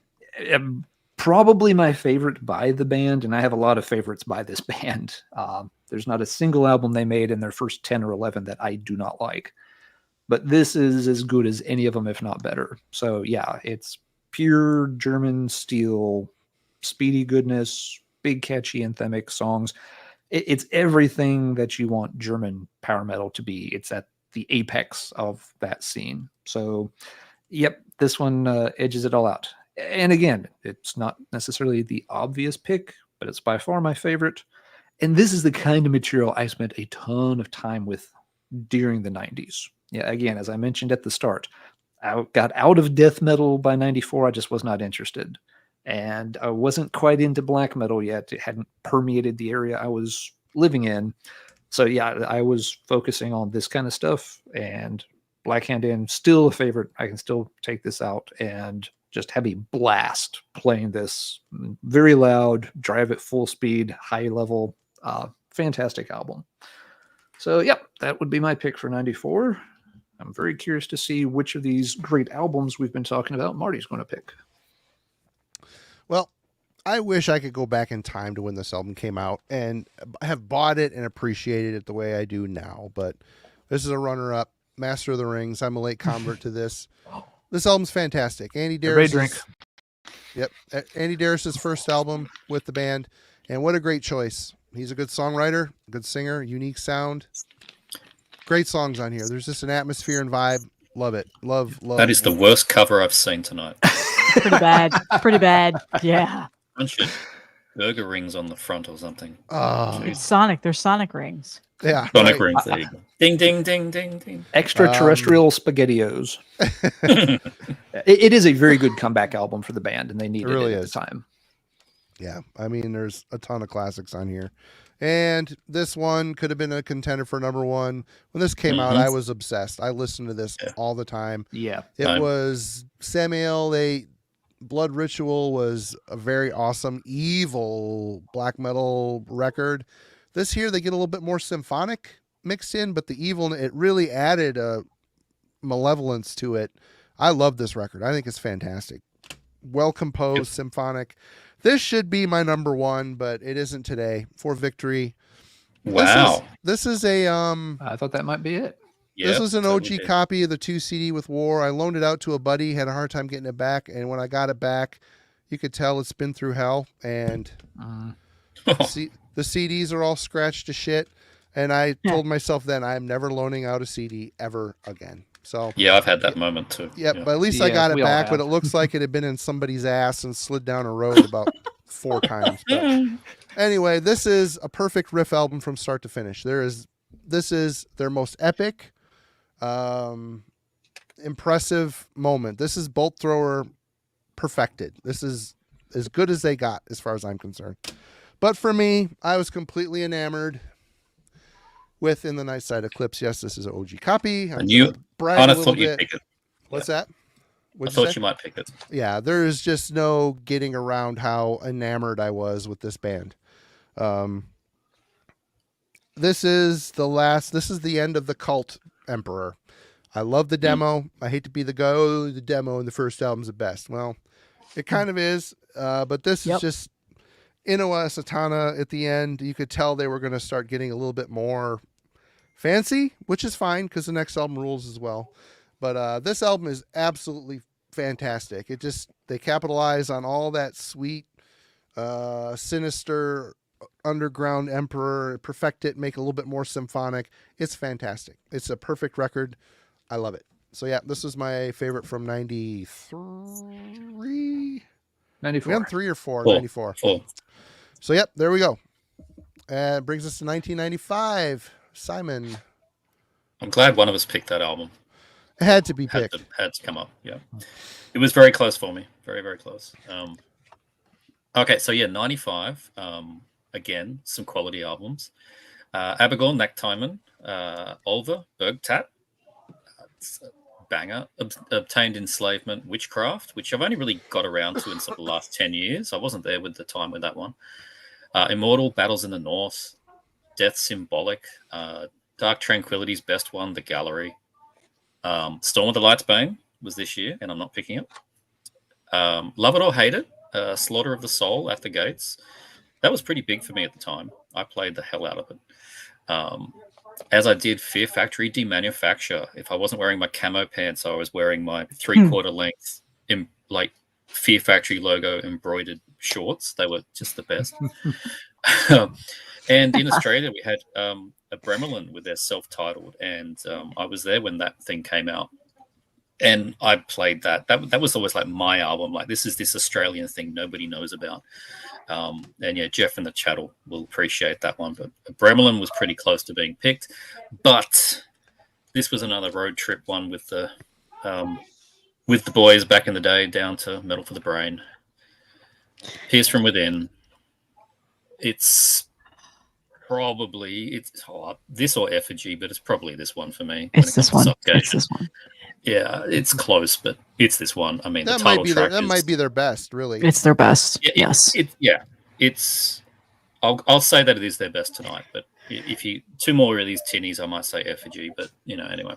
A few more the title tinnies, track you might say In Excess. hey.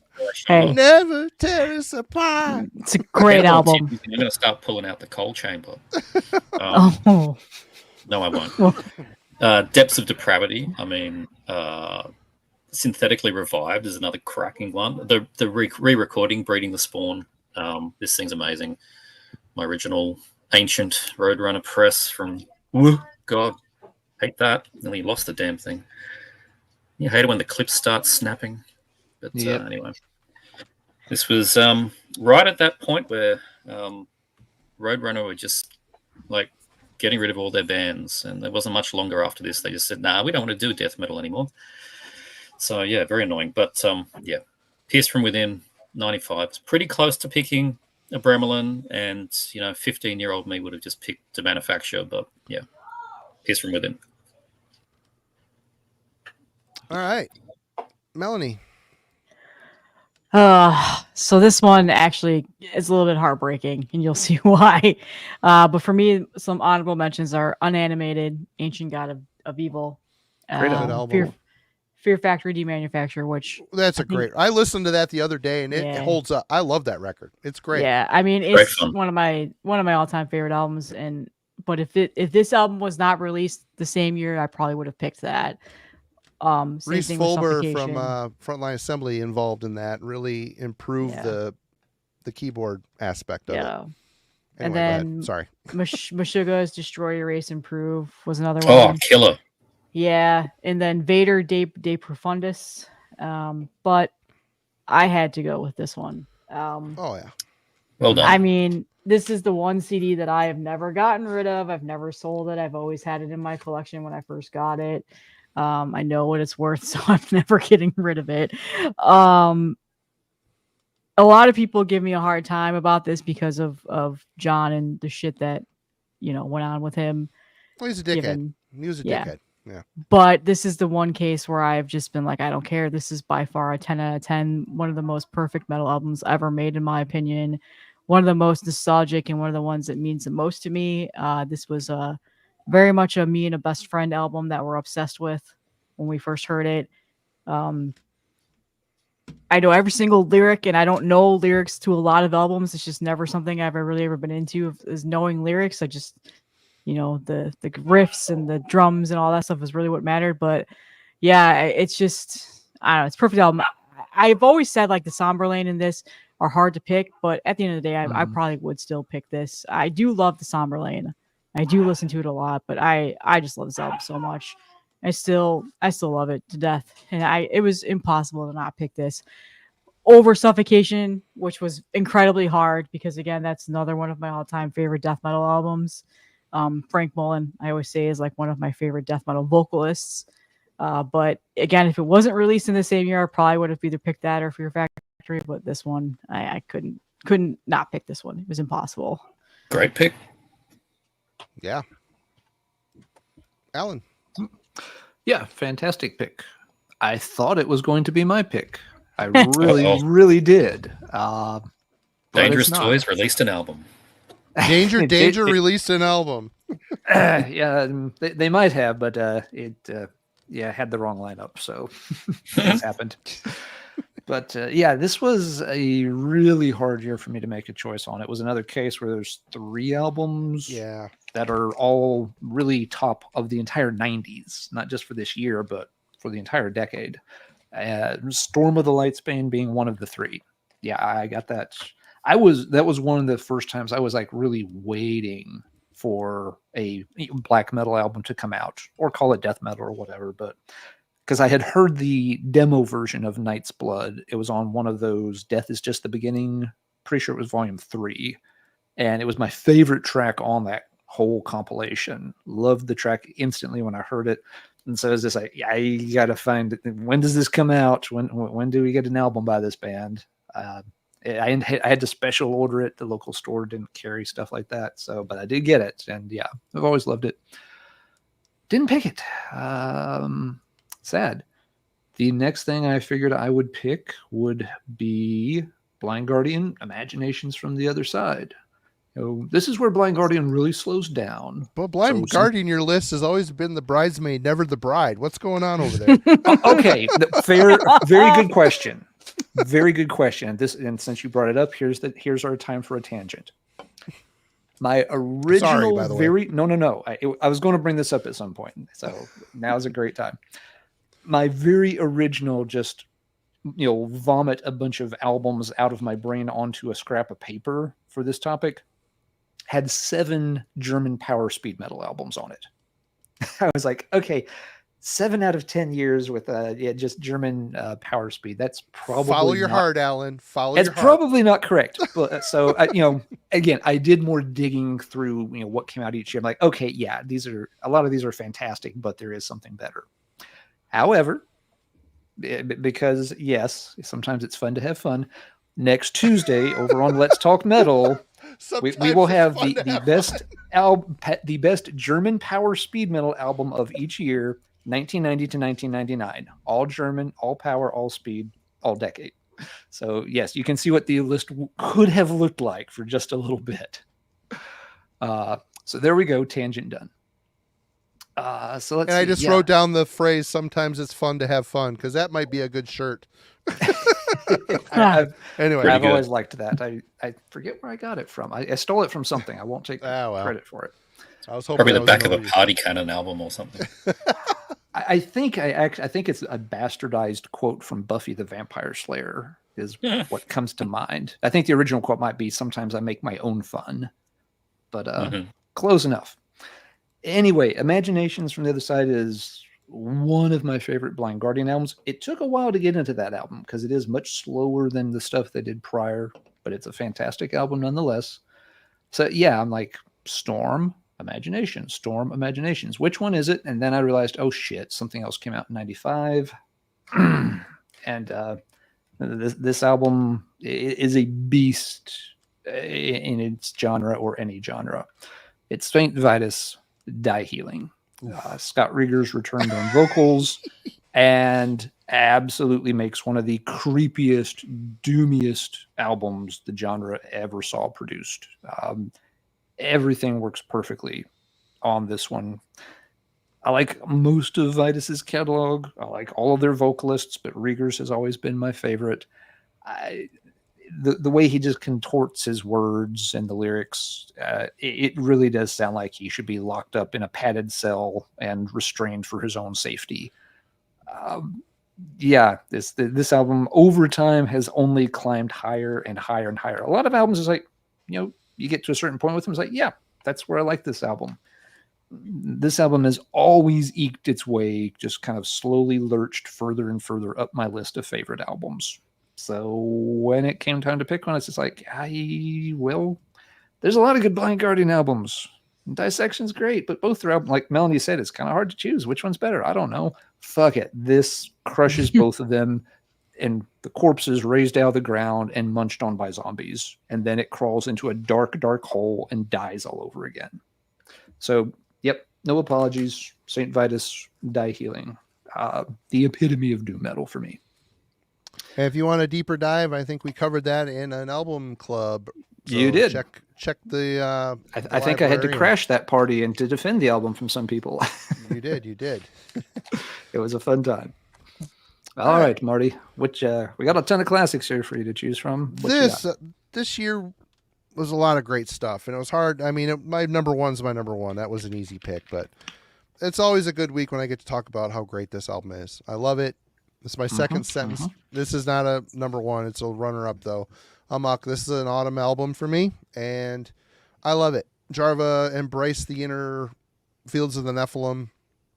The songs are super catchy, great melody lines. It's just an awesome record.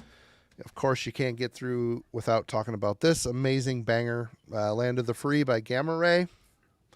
Man, I love this album, and I wish it could be number one, but it can't be. It's just I thought that was going to be your number one. yeah. Kai finally got it right and knew what he needed to do with Gamma Ray. I like the early Gamma Ray stuff with Ralph on vocals, but he took over the vocals again and he made essentially Keepers 3 as far as I'm concerned. So that another runner-up, Bergtot by Ulver. Yep. Absolutely Great love album. how spacious and atmospheric and unique this album is. They sound like no one else in the Norwegian scene, yet still so perfectly upholding the true spirit of the Norwegian sound. But for me, my number one is always will be Nice. Storm of the Light's Bane. This thing is just, it's just ridiculous how good it is. It just is. Unhallowed, Soul Reaper, those two songs alone, holy crap. Does it get any better than that? It really doesn't. But just the way the album is paced, the way the album sounds, it's again recorded, studio, I can't remember the name of it. It used to be Gory Sound. It was Dan Swano's studio. Unisound. Unisound. Yep. Yep.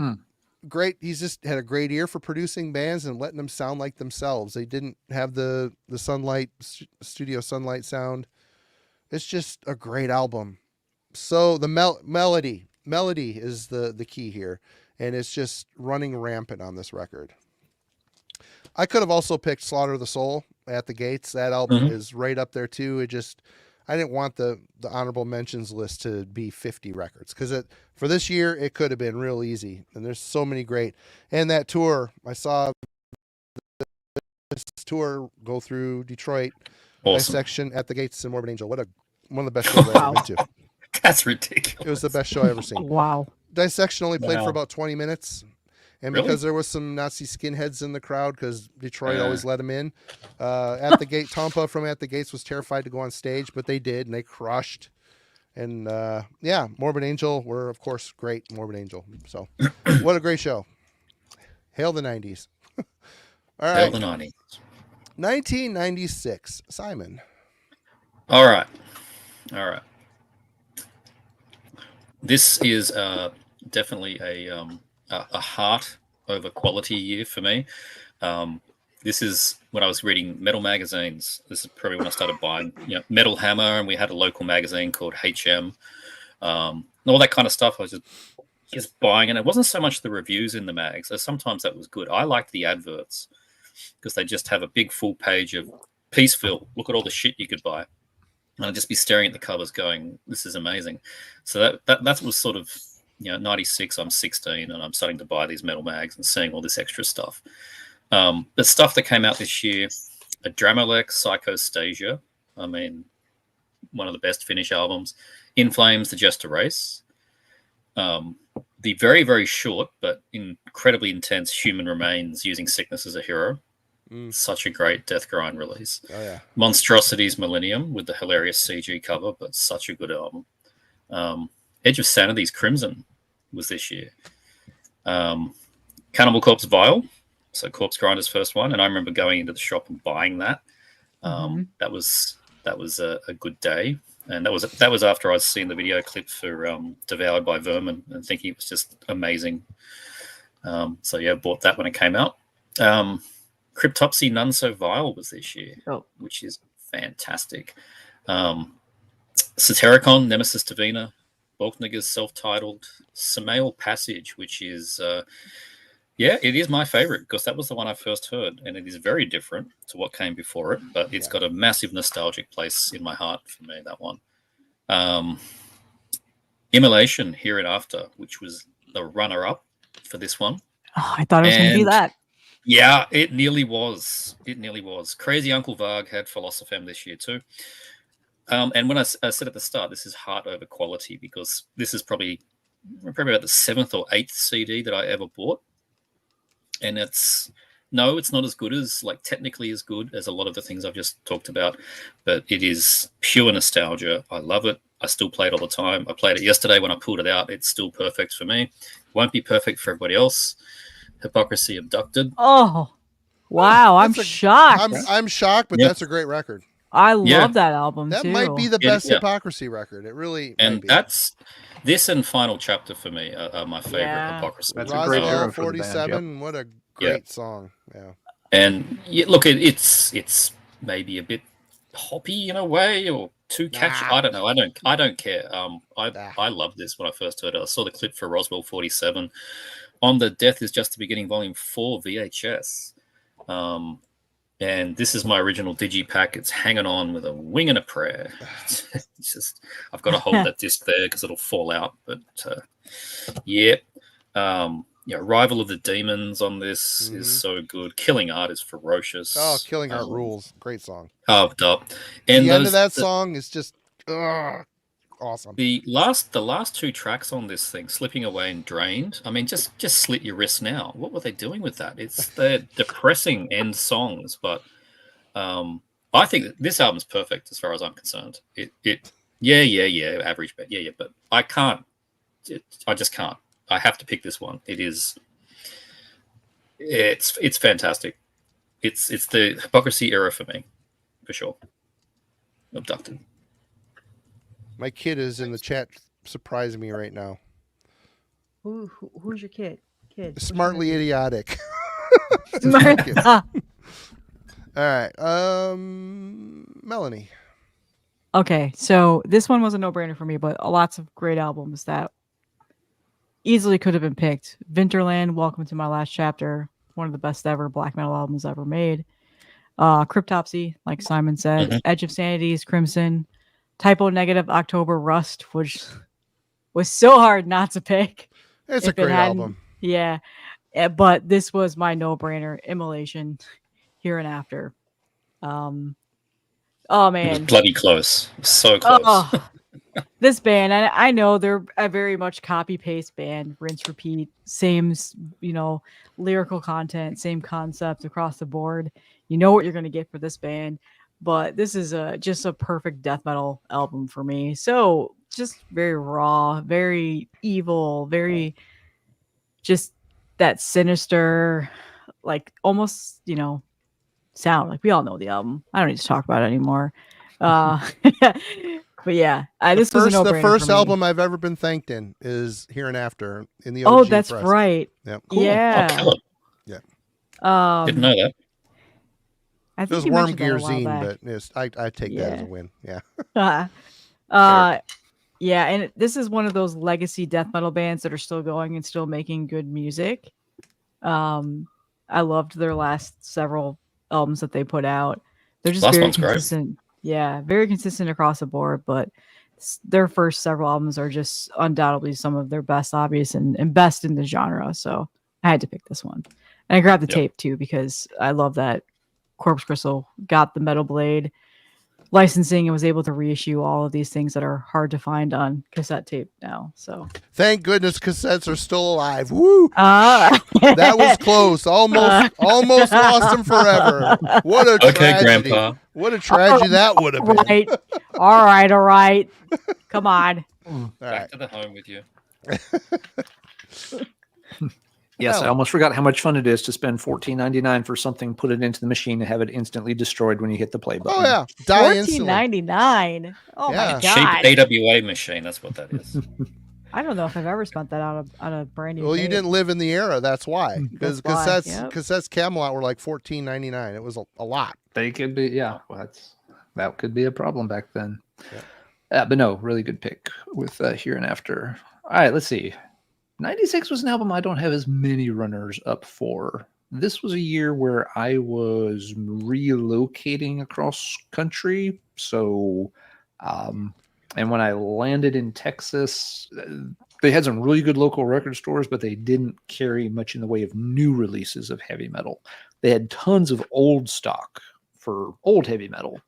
So I bought a lot of that. But I kind of feel looking through the lists from 96, like, yeah, I don't think I really checked out as a ton of stuff at the time. Some of it I caught on to later, but in terms of nostalgia, there may be a little bit of a gap here for some new releases for a year or two, just because there was no current metal scene where I was living. That said, let's see some honorable mentions to shout out. We've got Limbonic Arts, debuted with Moon in the Scorpio. I've always liked that album. They had a pretty cool and relatively unique take on black metal. Some folks have mentioned this one in the chat already, but In Flames had the Gesture Race come out, and that, of course, was such a great record. Yeah, had a huge impact. With all the melodic stuff coming out of Gothenburg. Both good albums, like them, still play them, from time to time. My favorite, though, is an odd one. We have to go back into the doom circles for this. It's Solitude Eternis's Downfall. This is album number 4 from them. It's one of their best. It's kind of overlooked in their catalog. And it's the last really, really excellent one for me. The last 2 albums they did have never fully clicked with me. They're not bad. There's just something that's a little off in my head about each of them. But this album I really liked. One thing that people kind of complain about sometimes with it is that the songs feel a little eclectic. But I actually like the fact that they diversified a little bit. They tried a few different things. The album before this, they had kind of dropped a lot of their more traditional metal underpinnings and just put out like a really heavy Sabbathy slab of doom. Through the Darkest Hour was a good album. I liked it a lot. But I think it would have been a mistake to have just done another album that sounded exactly like it. So yeah, on this one, you've got one song that's kind of just like, weird vocal distortions and a little bit of like dark psychedelia for like a very short track. You've got an excellent cover on here of Christian Death's Death Wish. Tony liked that one, he says. Yep. Yeah, it absolutely slays on that cover. You've got some very slow ones. You've got songs on werewolves. You've got some songs that, again, have a little bit more of a dreamy, kind of lucid dream type atmosphere developed on them for things like Elysium. And you still have some just absolutely crushing doom anthems with parts of like, Together and Wither, for example. So, yeah, they're touching a lot of different bases on here, but it all works really well. It's definitely their most diverse album, and I think that's one reason I go back to it more than a lot of the others. They're just trying a lot of different things and doing them all really well. A lot of copies, the cover on mine is weird. If I remember right, this is a UK pressing. The US pressing has more like a set of big like clockwork gear looking stuff here. And it's more of like a brown and green color scheme. Yeah, Jay was asking what label that's on. Oh, let's see, Jay. This one, what is the label technically? It is Intercord. Intercord Records. I have no idea. Don't remember it. But yeah, it was not a US pressing of it. I liked the album. I saw this version somewhere. I was just like, you know what? That album is good enough. I will buy a second copy just to have a different cover. This cover is not great by any means, but yeah, great overlooked doom album from a great band. That's what I went with for 1996. All right. Well, I'm going to have give my kid his debut on. Well, he's been on here before, but not like in any. But his pick for this year is that one right there. Time of the Oath by Halloween for sure. Yep. Drink. Wonder where he got that from. But yep, and I'm gonna mirror his with this is another one I wish that I was into when it came out. This thing was an import. I wouldn't have seen it in the local shops. It would have been ordered. I would have paid a lot for it, but at this point I had moved on from Halloween and coming back to it, man, I love it. It's so good. It's got the right vibe for the 90s. This is another one of those albums. It's a perfect riff album for me. It's Satyricon, Nemesis Divina.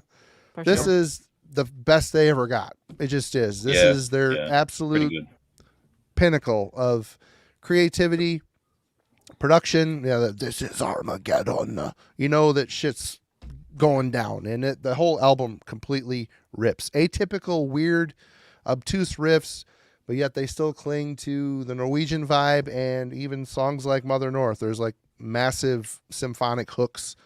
Great album. Mm-hmm. This album is absolutely stunning. It's an amazing, one long song, but there's movements. It feels like an album of songs, but I love it. absolutely great. And there's no denying how amazing this album is. This is again the peak of the Gothenburg sound. This is melody. The melody on here is just so infectious. You just can't get away from it. The songs, they creep into your brain and they live there. They just live there. They squat in your brain. They have buckets they poop in and steal food and bring it back to the lair. And it's all in this album here. But this is Moonshield, Jesters, Dance, Graveland. This whole album is perfection. It's so good. Graveland. Great album. Man, this had to be my number one. This was the hardest year to pick for me. Oh, I forgot that came out this year. Yep. This is the best Bathory record in my opinion. This thing here is the best of the Viking era. Just for the two songs, The Lake and The Wood Woman. Those two songs are amazing. Such great symphonic sweeping orchestra choirs in the background. God damn it. I love it. It's so good. The best he ever was. And even though, he put out the two Nordland albums at the end, which were fantastic as well. He got his groove back at the end, but it was a long time after this where he was struggling, Requiem and Octagon and Octagon. There's some tough albums, but Octagon is a record that exists. Yes, it certainly does exist. And when he says, "Oh, I just found this unfinished album in my closet," that's poor shit. He wrote this. He had to have wrote this. It doesn't sound scrapped together. It's so everything that guy said was a lie, but what a genius. He was a genius. Anyway, yep, that was my number one for 96. 96. We're going on to 97. Into 97.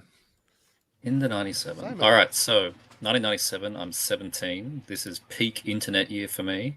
Get home from school. 17. Yep, get home from school, jump online and talk to the people at school.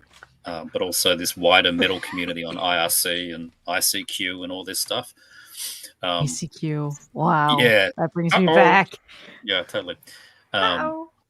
Exactly. That's sort of the year for me. But it's also, when the actual web started to get a little bit more dynamic and you could host really crappy real audio samples at like 20 seconds long. And that's how I heard a lot of this stuff, was some crappy website with like a 10-second low bitrate version of In Flames' Horacle, which came out this year. Dark Tranquility, The Mind's Eye, which the Gallery is technically better, but I listen to The Mind's Eye way more than anything else from that band. Great album. Hypocrisy, Final Chapter. Olva Nathan's Madrigal was this year. Strapping Young Lads City, which blew my barn doors open when I heard that. That is a crushing, it was very unique for me at the time. Nothing much else sounded like that I'd heard.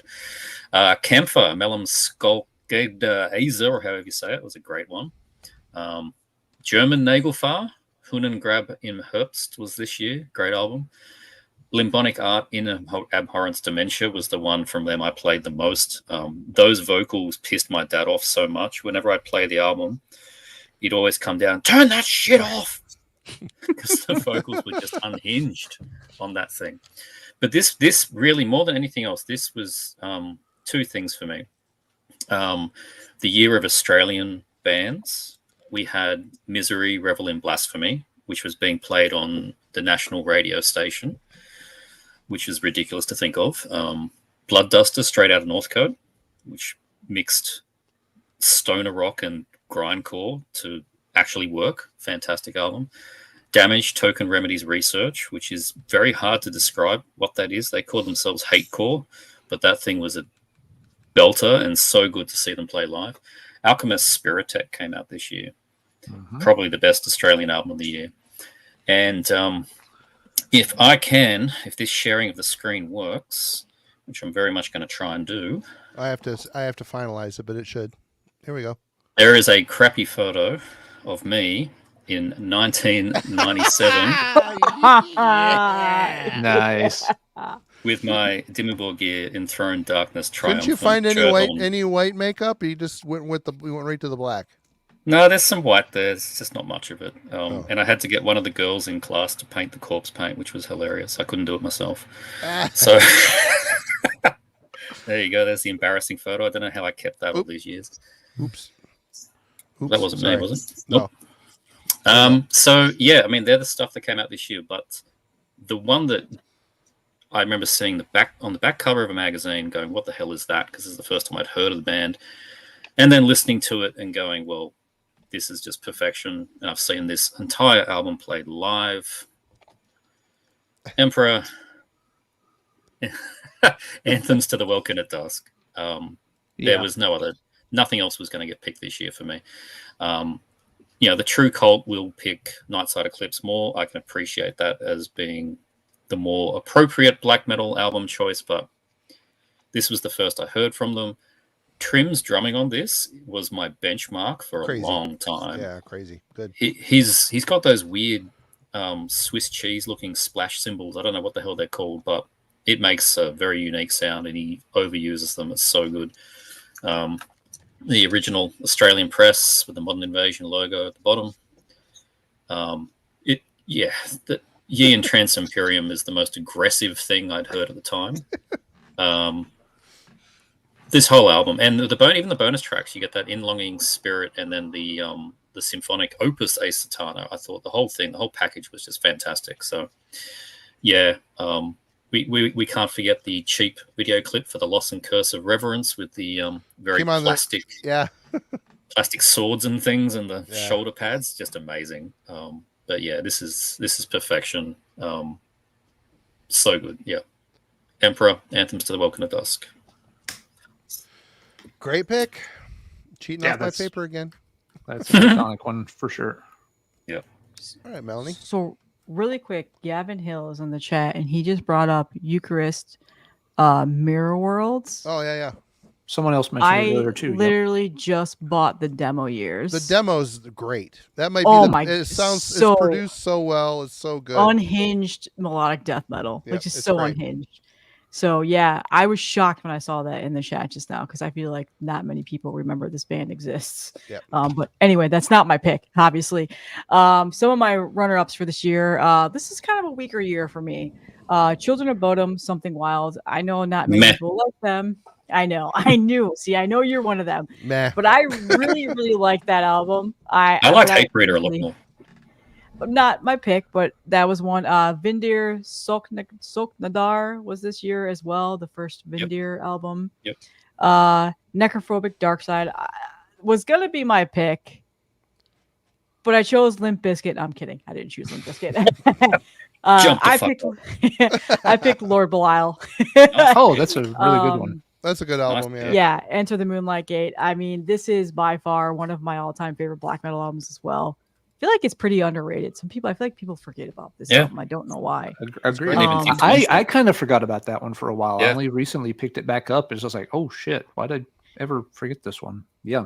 I absolutely love this album. And I listened to it again today because I knew I was going to be talking about it. This is a Floga reissue. It's not an original, but they did a really nice job of it. Was that even originally released on LP? Because there was a time it was just CD. There was a time there where labels were just going to CD. It was a Digipack CD. Yep, it was a Digipack CD. I actually used to own it. I actually have a jewel case of the CD. Okay. I love Kiss the Goat too. Yeah, I love Kiss the Goat too, but this was obviously my favorite. I think this is a lot of people's favorites in terms of Lord Belial, but my God, this is this is really my entryway into black metal too, because that's not a genre of music that I ever really grew up listening to. But some of the stuff on this album is stuff that I'd never heard before. Just the way his screams are, and just the dungeon synthy interludes here and there, just all the different variances on this. Perfect black metal album, in my opinion. I would almost hail this as probably one of my favorites of all time. So, yeah. I figured I don't show too much black metal off whenever we do these streams, but this was a no-brainer for me for this year. Absolutely. Right on. Good pick. All right, Alan. Excellent pick. Yeah, they do really good on that album, just with they kind of a limited use of female vocals, limited use of some acoustic stuff, but it's all just placed into the songs perfectly. They don't overdo it. Yeah, fantastic album. All right, 97. Let's see what we had on the short list that didn't quite make it to the top. Someone mentioned this one earlier, an old favorite from 97, Gamma Ray, Somewhere Out in Space. Gamma Ray had completely hit their stride by this point. Yep. Like Marty said with Land of the Free, they really found their path, and Somewhere Out in Space was just going from strength to strength. Great album. It was kind of tied in with the debut Iron Savior album, and someone just mentioned that one too. It might have been Jay. So yeah, that one very similar. They're thematically kind of Watcher in the tied. Skies. Yeah. Yep. You also had Hammerfall, Glory to the Brave, came out in 97. And that album, That was a big album. like them or not, that album was a huge reset for I really like that traditional album. metal. It's a and great power album. I really Yeah. like that album a lot. I've always liked that one by them. Yep. You had a little more progressively minded Royal Hunt's Paradox, one of the great kind of progressive traditional metal albums from the decade. I agree with almost everything Simon said about The Mind's Eye, except I think technically it's a little better than The Gallery. But it's close. Those two are really, really, kind of peak Dark Tranquility. The EPs that came out around there too, like of Chaos and Eternal Night. The Dark Tranquility was just, amazing at that time. So I didn't pick any of those. Of all the albums I picked tonight, this is the one that surprised me the most. But rooting around for stuff and just like, that came out in 97 too. I remember liking it, but I haven't played the album in 10 years. Let's play it. And now we're picking it as the best thing that came out that year. A couple of folks have mentioned it in the chat, which was cool to see. In the Woods with Omnio. This is their second album. This band always advanced and changed a ton between their albums. So they had started out as a little bit more kind of, pagan black metal, I think was the tag they used. There's really none of that left here. The vocals are cleaned up a lot more atmospheres, different vocals with, female vocals, clean male vocals.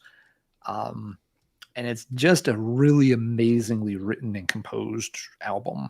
The debut track, 299,796 kilometers per second, because that'll get you some FM radio play right there. It's like 15 minutes long. It has a weird title. It's everything I don't like in album openers, and it's a just brilliant song. I can just play that one song and be happy, but the rest of the album is top-notch stuff as well.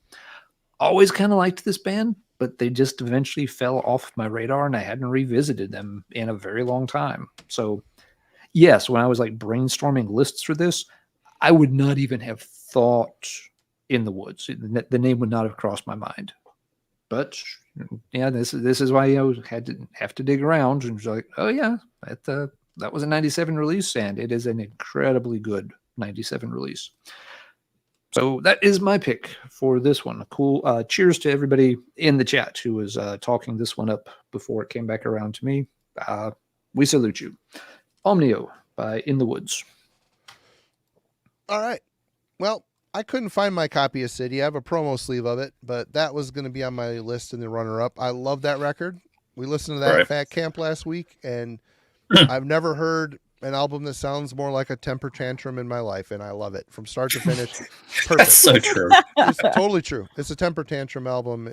I like some of the strapping albums that came after it. I like a lot of the Devin solo stuff, but City will always be my favorite from him. It's just totally it's hard to come back from that. But another runner-up, I was quite enamored with this album, Nighttime Birds by The Gathering. Okay. Annika's vocals, they're just enchanting, and I swoon when I listen to her on these albums, from Mandyline, this one, and How to Measure a Planet. Fantastically perfect records to me. So this was maybe a little bit more on the soft side, but love it. My favorite Enslaved album, Eld. This is a great album for me. The addition of the drummer Harold Helgeson. I loved his really punchy drum sound. It really cut in the mix. And his playing style is very vibrant and alive and clean. He's just a great drummer. But for me, the first track, 793, the Battle of Farna. Linz the Farn. Yep. This is enslaved channeling their inner Bathory, the Viking era of Bathory. Got the acoustic guitar, you got the clean vocals throughout, but when the black metal kicks in and hits, it's like just even more scathing. Grudela's vocals are just absolutely searing. I love it. Excellent album. But for me, I got 2 for the year of the decade from Emperor, Anthems to the Welcome at Dusk. Excellent. It's just they took In the Night Side Eclipse, they complicated it a bit. It feels more frantic. It feels more explosive, more symphonic. I interviewed Isan on the phone for Worm Gear during this time, and he said there's songs on here that have like 15 synth layers. He's like, I have no problem layering. I could infinitely layer stuff, and it just, you listen to it, it's just so nebulous, the production and stuff. It all, but if you were to take it away, I'm sure it would make an impact. But hearing this album the way it is, the songs on here just blew me away. And that's still to this day, it's one of those albums you put on and it never got old for me. This and Nightside, I can listen to them over and over and over and over again. There's so much to discover. There's so much weird, obtuse melody and the symphonic elements. It's just an amazing bookmark in the Norwegian story, as far as I'm concerned. But yeah. Anthems to Welcome to Dusk. I think me and Simon have had 3 of the same favorites in this so far. Cool. Which is cool. All right, Alan. Oh, I'm sorry. Simon. Me. I don't even know what year we're on here. We're getting close to the end. We're in 98. 98. So, yeah, this is my last school year, year 12, graduation year, and also my first part-time job. So getting a very small paycheck.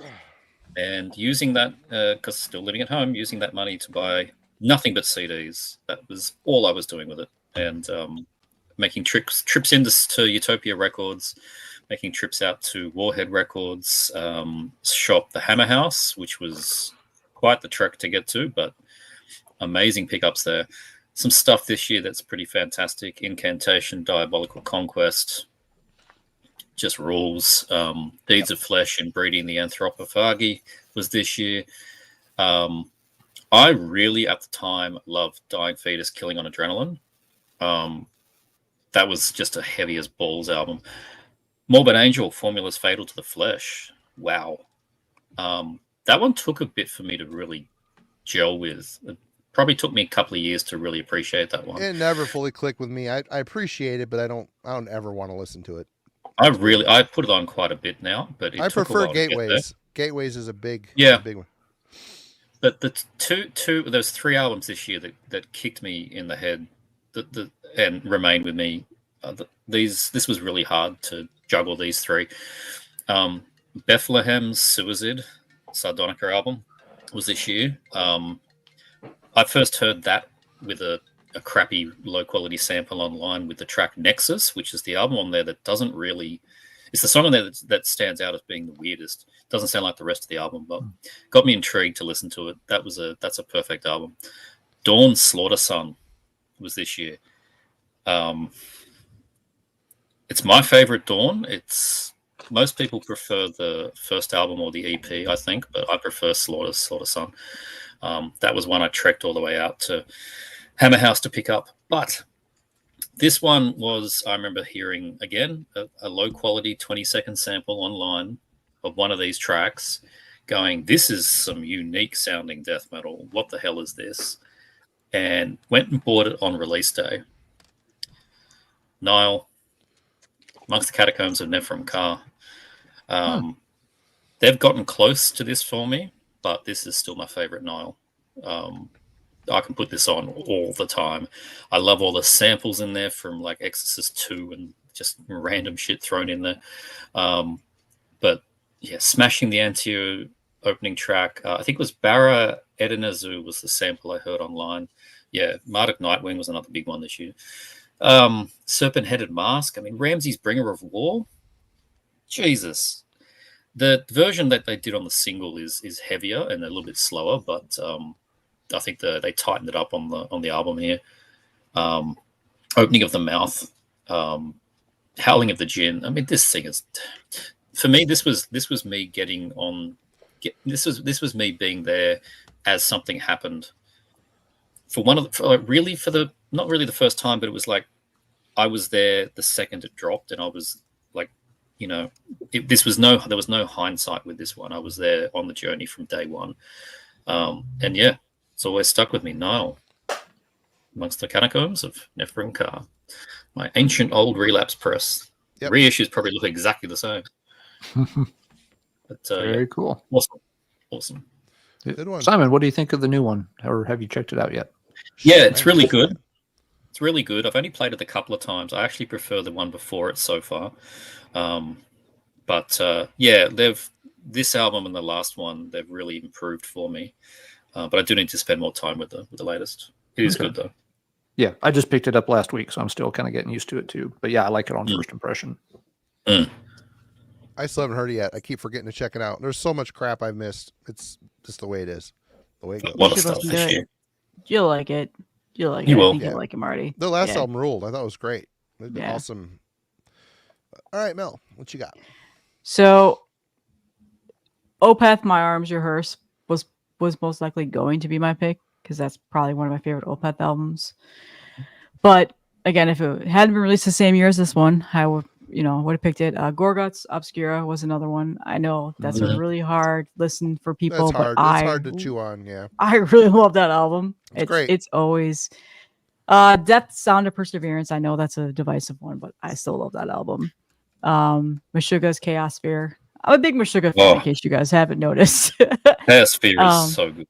Yeah, and then Hemorrhage's Anatomical Inferno. Those were all great. And Cannibal, Gallery of Suicide, which is my favorite Corpse Grinder. Cannibal. Yeah. But yeah, I'm with you, Simon. Yay! Wow, Yeah. cool. I absolutely love this album. This is a top 10 death metal album for me. So Simon does not like the new mall. I already know that. We've talked about that. Yeah, this is one of those, again, another album that I can listen to no matter what mood I'm in. I'll put it on. Nile, all in all, for me personally, Nile does not have a bad album. I think they're one of the most consistent and best legacy death metal bands out there. I think in terms they're a little bit underrated sometimes. Sometimes they get a little bit forgotten about when it comes to comparing them to Cannibal Corpse, Deicide, those bands. But this album is perfect to me. I absolutely love the themes of it. It was something I'd never heard before. There's even a little bit of brutal death metal in here. If you really there's more than a little. More. Yep. So, and this is really my entryway into that style of death metal too. So, yeah, I mean, Simon, you nailed it. I don't really have to talk further about it. This is such a great album. Listening to that album makes me want to watch Stargate, and watching Stargate makes me want to listen to that album. Fun fact, Stargate, I don't remember which one it was, but it came to theaters. And I had stayed up all night the night before playing Star Wars on Super Nintendo. I can't remember which one it was. It might have been Emperor. Stayed up all night, and then we went and saw Stargate the next day, and I fell asleep. And I don't remember anything about the movie. Stargate ruled. I love that movie. I gotta.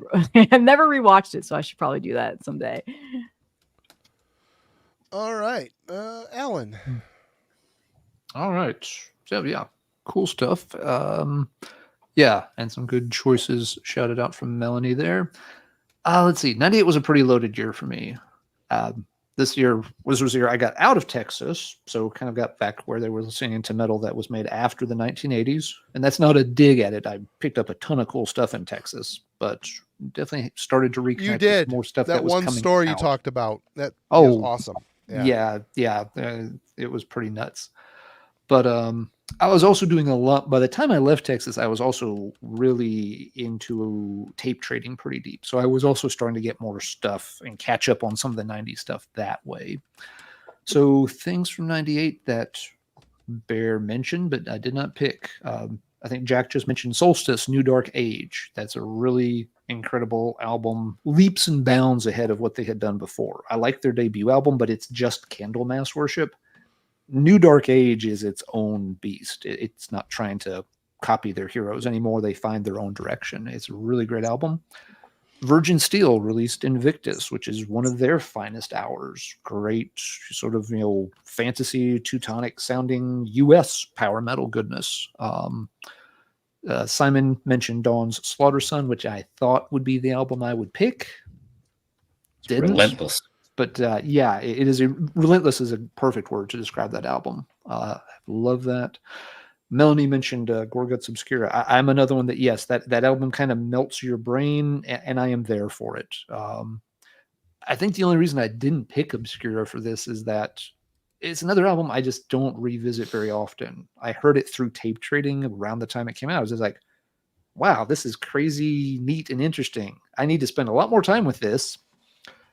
And then it was like 10 or 15 years before I really sat down and spent a lot more time with it. So yeah, fantastic album, but I just have not ever put in all the deep spins I need to. So what did I pick instead? Well, Marty, every bridesmaid does eventually have her day, and it's Blind Guardian's turn. Nightfall in Middle Earth. This is the watershed moment in their career. Yeah. Everything they've done through every 90s album they have, I could have picked tonight, and I'd have been happy with that list. I might just do that next Tuesday for that video. You'll have to see.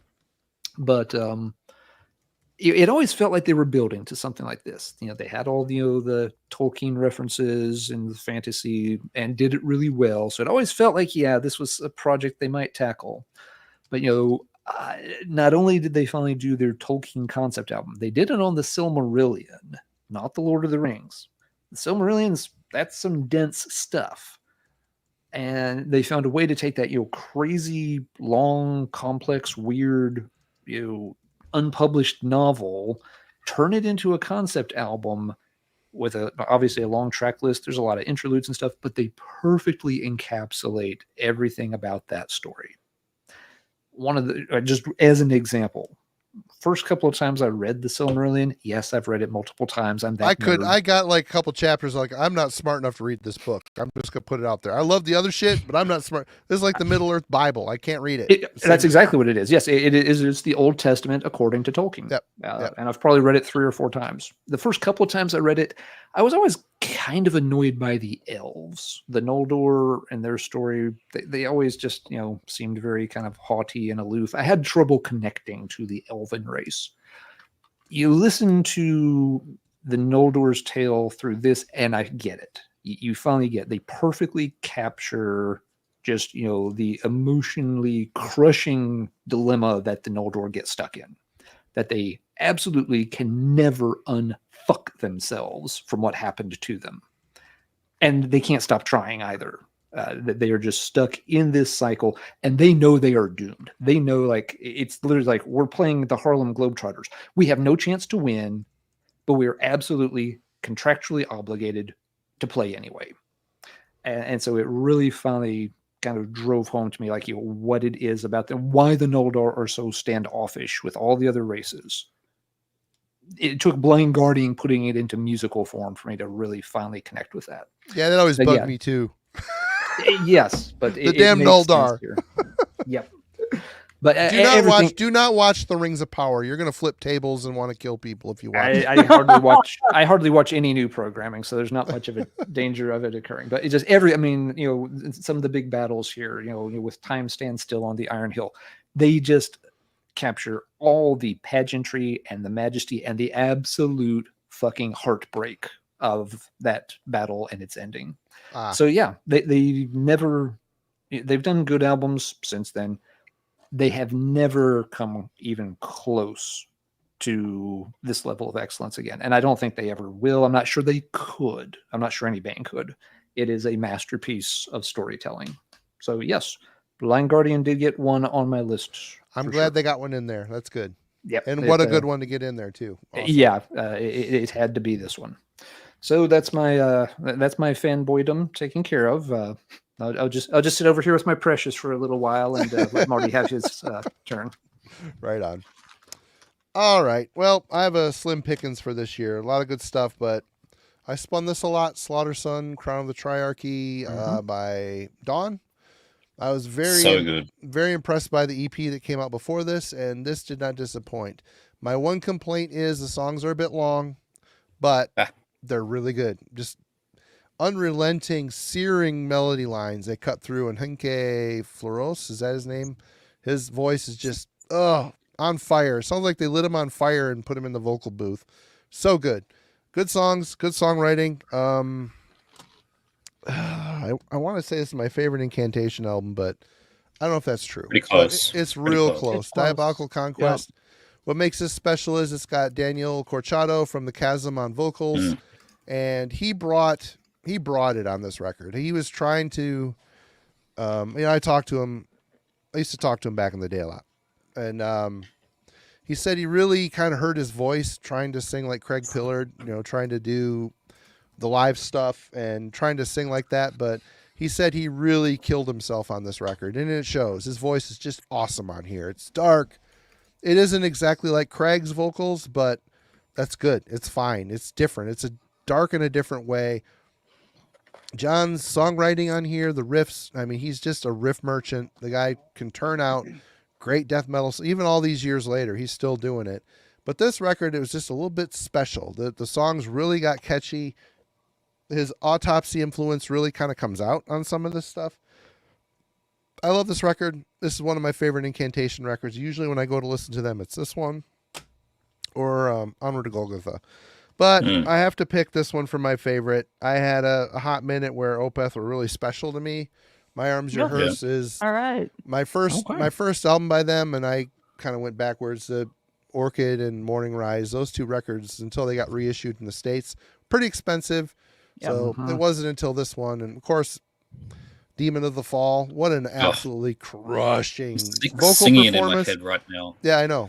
It just, his voice is so foul and just gross. So good.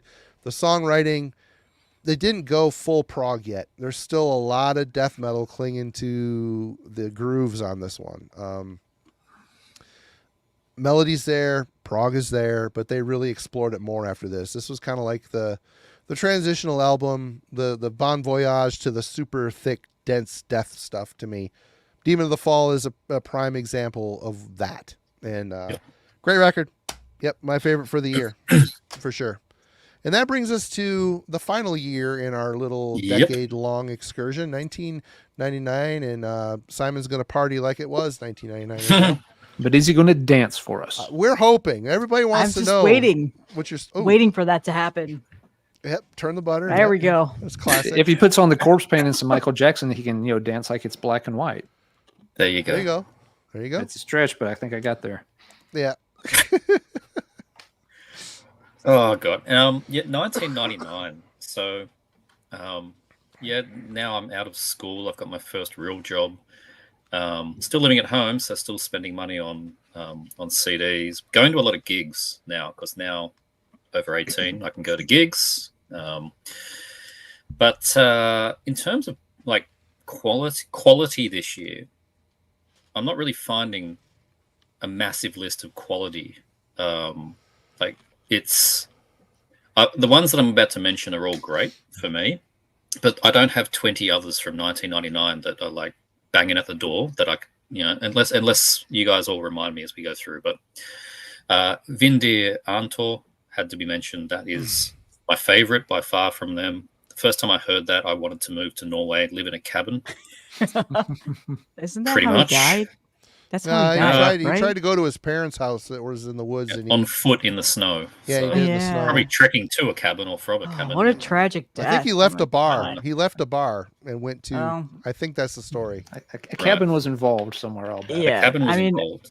you drink enough, you feel like you can walk in the snow for 7 hours. Yeah. Yeah. And it's a real shame because the band that followed Freed is just not good. It's just not Black good. and roll. Yeah. Black and roll, man. Can't do it. And that was what was starting to happen a little bit at this time. I think we had bands like Cold, Khold. They were coming around. I couldn't I give a like shit. that stuff, but it's And- super repetitive. Yeah. But we did get Tolke's first one, Natastit, which was a bit of a standout for this year. And Running Man Dance. Oh yeah, I could do that. And this is surprising. I This could do one's that. Like surprising. whatever, no big deal. Whatever. Don't give it up for Simon. free. Go Fuck. Simon. Go Simon. Yeah, enough of that. Testament's The Gathering, which was actually the first Testament I bought was Demonic, and I regretted it. I regretted it with Demonic. The first track was okay, and then it was just crap. But then I bought The Gathering, and it was like a different band. All I need from Testament is the first 2 albums and The Gathering. That's all I need. Such a good album. I was also getting into more brutal stuff at this time. So Malignancies in Trotter and Cannibalism is a really good one from this year. It's stupid, but it's brutal. And also getting into, I mean, this was the year of Relapse, just doing Relapse things. So Dillinger Escape Plan, Calculating Infinity was this year. Great album. Which I still think is kind of a remarkable album. Was not expecting you to say that. Yeah, it's a great album. Oh, man, at the time, I didn't know what it was. You should have seen those guys live back then. Holy crap. Oh, they were so good live. Devastating. Yeah. Oh, so good live. They first came here on the album after with The New Guy. That was the first time they came here. So, but yeah, 43% Burnt is a ridiculous track. But it's just such a weird year, the things that were coming out. And this, I liked this from day one. And every time I listen to this, I like it more. I genuinely, I think I love this album. I think it is, and this is, oh my God, I think Marty's going to kill me. This is my favorite album from this band. Rebel Extravaganza. It's a good Satyricon. album. It just hasn't held up very well. Oh, for me, this is a snapshot in time that is Tied in Bronze Chains is the best Satyricon. That is a track good for song. me. That's a good. There's some bangers It is on just there. fucking ridiculous. They It's were 10 great minutes live too. I saw them on that tour. Yeah. Well, this is a problem. I've never been able to see any of these tracks live. They don't play any of this shit anymore. No. Filth Grinder has got to be Frost's fastest track. It's nuts. Havoc Vulture is, not quite in your black and roll, but it's certainly got a groove. It's a good to it. song. Supersonic Journey. Holy shit, that thing is ferocious. But I mean, really, Tied in Bronze Chains. That's what this thing's about for me. And I loved this at the time. Then we had the Thorns album sort of around this time. I think it was probably like 2000. There was just this little era of this kind of stuff that kind of worked for me most part. It wasn't quite into your, cyber black metal or anything. It wasn't there, but it was its own little thing. And whatever the hell this was, it clicked with me. And this is the original press that I got out. It is such a 90s, like a 90s, early 2000 album cover. Oh, look at that. I mean, you're totally right. The whole thing. I bought the new LP. I mean, with, Satyr's done that. Shaved his head and done all this shit to it. It was Panzer Division Marduk 99. Shit, okay. Yeah, that's another great one. I love that album. But, It's such a fun road trip album. Panzer Division. Yeah. You can listen to it like 4 times in a row. Yeah. Who doesn't like Christ raping black metal? Yeah. Totally. But it's still it still wouldn't take this one off the top for me. Rebel Extravaganza, it still holds up. Great album, Satyricon. 1999. Ah. Good album. Melanie. So we're getting into the era of metal that I kind of fell off. Didn't really start paying much attention to these newer bands. The new metal was starting to really come up. But Opeth Still Life was an honorable mention. I love that album. Vindir, Melanie, were you also. not down with the sickness? Oh man. Deeds of Flesh, Path of the Weakening was another one. Merciful Fates 9. I love that album. I think it's amazing. I like it too. I thought that was a great record. But this is my favorite black metal album of all time. All time. Here it comes. Agalloch's Pale Folklore. Oh, interesting. So everybody, it's a good album. This is probably like really what really got me into the folkier side of black metal, the more atmospheric side that made me really, really fall in love with that. I mean, and that's some of my favorite black metal now. Like that's generally what I go to, but this is a perfect 10 out of 10 album to me. Yes, The Mantle is good. I love that album too. But this one was a no-brainer for me. As soon as I knew that 99 was coming up, I listened to this again today. There are moments on this album where I still get goosebumps and just feel utter like sadness and want to cry. Whatever those styles of music that make me do that, like I always fall in love with it. But yeah, this is really my entryway into digging farther deep into the black metal realm, especially atmospheric black metal and more of those folkier sounds. So I love this album so much. I'm so glad that they repressed this too. Who was it that pressed it? Eisenwald. Eisenwald. Yeah, Eisenwald. Good label. As soon as I saw it in a US distro, I snagged it. Worth the cost of it. Same with the Mantle. I'm one of those people that absolutely I love every Agalloch album. Yes, some are better than others, but this one is my favorite one. I'm probably in the minority there. I know a lot of people say the Mantle. But yeah, I love this album so much. It's just perfect. 10 out of 10. Everything about it is so good. So that's my favorite pick for this year. Yeah. Nothing wrong with that pick. Good. All right, Alan. All right, let's see some runners up from 1999. Oh, we have another Immortal runner up for me, At the Heart of Winter. One that I've Oh, I always forgot liked. about that. Some people love that one. Some folks No, like that it's- one. Some don't, but always been ranks pretty high for me. Candlemass from the 13th Sun. An overlooked album. It has its fan base, but it's that weird era of the 90s where Candlemass was kind of off most people's radar. They had a different vocalist, but that album is spectacularly done. It really allows them to kind of flex their Sabbath worship, but still sound unique. Morgion Solinari is an album I've always liked. Very unique, atmospheric. It's heavy, but it has this kind of light, cosmic thing going on a little bit. So yeah, I always like that one too. But the album for me is one of my favorites from the 90s. And this band was really not metal by this point, but they had been metal through most of the 90s, so I'm still including it. Anathema's Judgment. This is one of the most beautiful and just heartbreaking albums I've ever heard. 1999 was not a good year for me. I had to deal with a lot of crap that year, which was not pleasant. And this album was kind of the perfect soundtrack to a lot of that shit. So it's, the guys in the bands, it's their tribute to their mother who had passed away. And it's, them kind of processing the loss of a parent.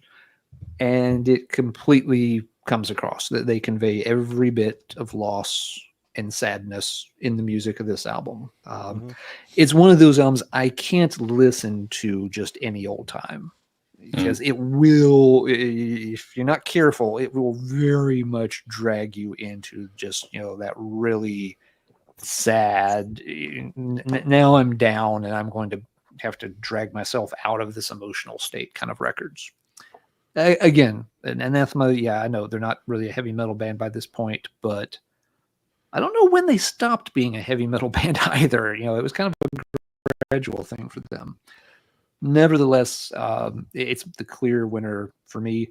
It's one of the albums that kind of rotates. I mentioned earlier, there's about 3 albums that have always kind of shifted around as my favorite from the 1990s, and this is one of the 3. So it's easily my pick for 1999. Strong one to kind of end the decade with. You saw them that year too, didn't you, at Milwaukee Metal Fest? I did not. They played the next year. I didn't They get were to go great. that year. They were fantastic. Yeah, somebody recorded the performance for me and sent it to me on a CDR. I probably still have the show on MP3s. They did Comfortably Numb by Pink Floyd, and they completely crushed it. It was completely great. I remember. I haven't played it in a long time, but I remember them doing the Pink Floyd cover. They sounded great. They were really enthusiastic. They had a good crowd response. So, but no, I didn't. I went in '99. I could not go in 2000. Again, the crud I was dealing with spilled over into 2000, and so I wasn't going much of anywhere around that time. Alan, I feel like you and me should do a prog video someday.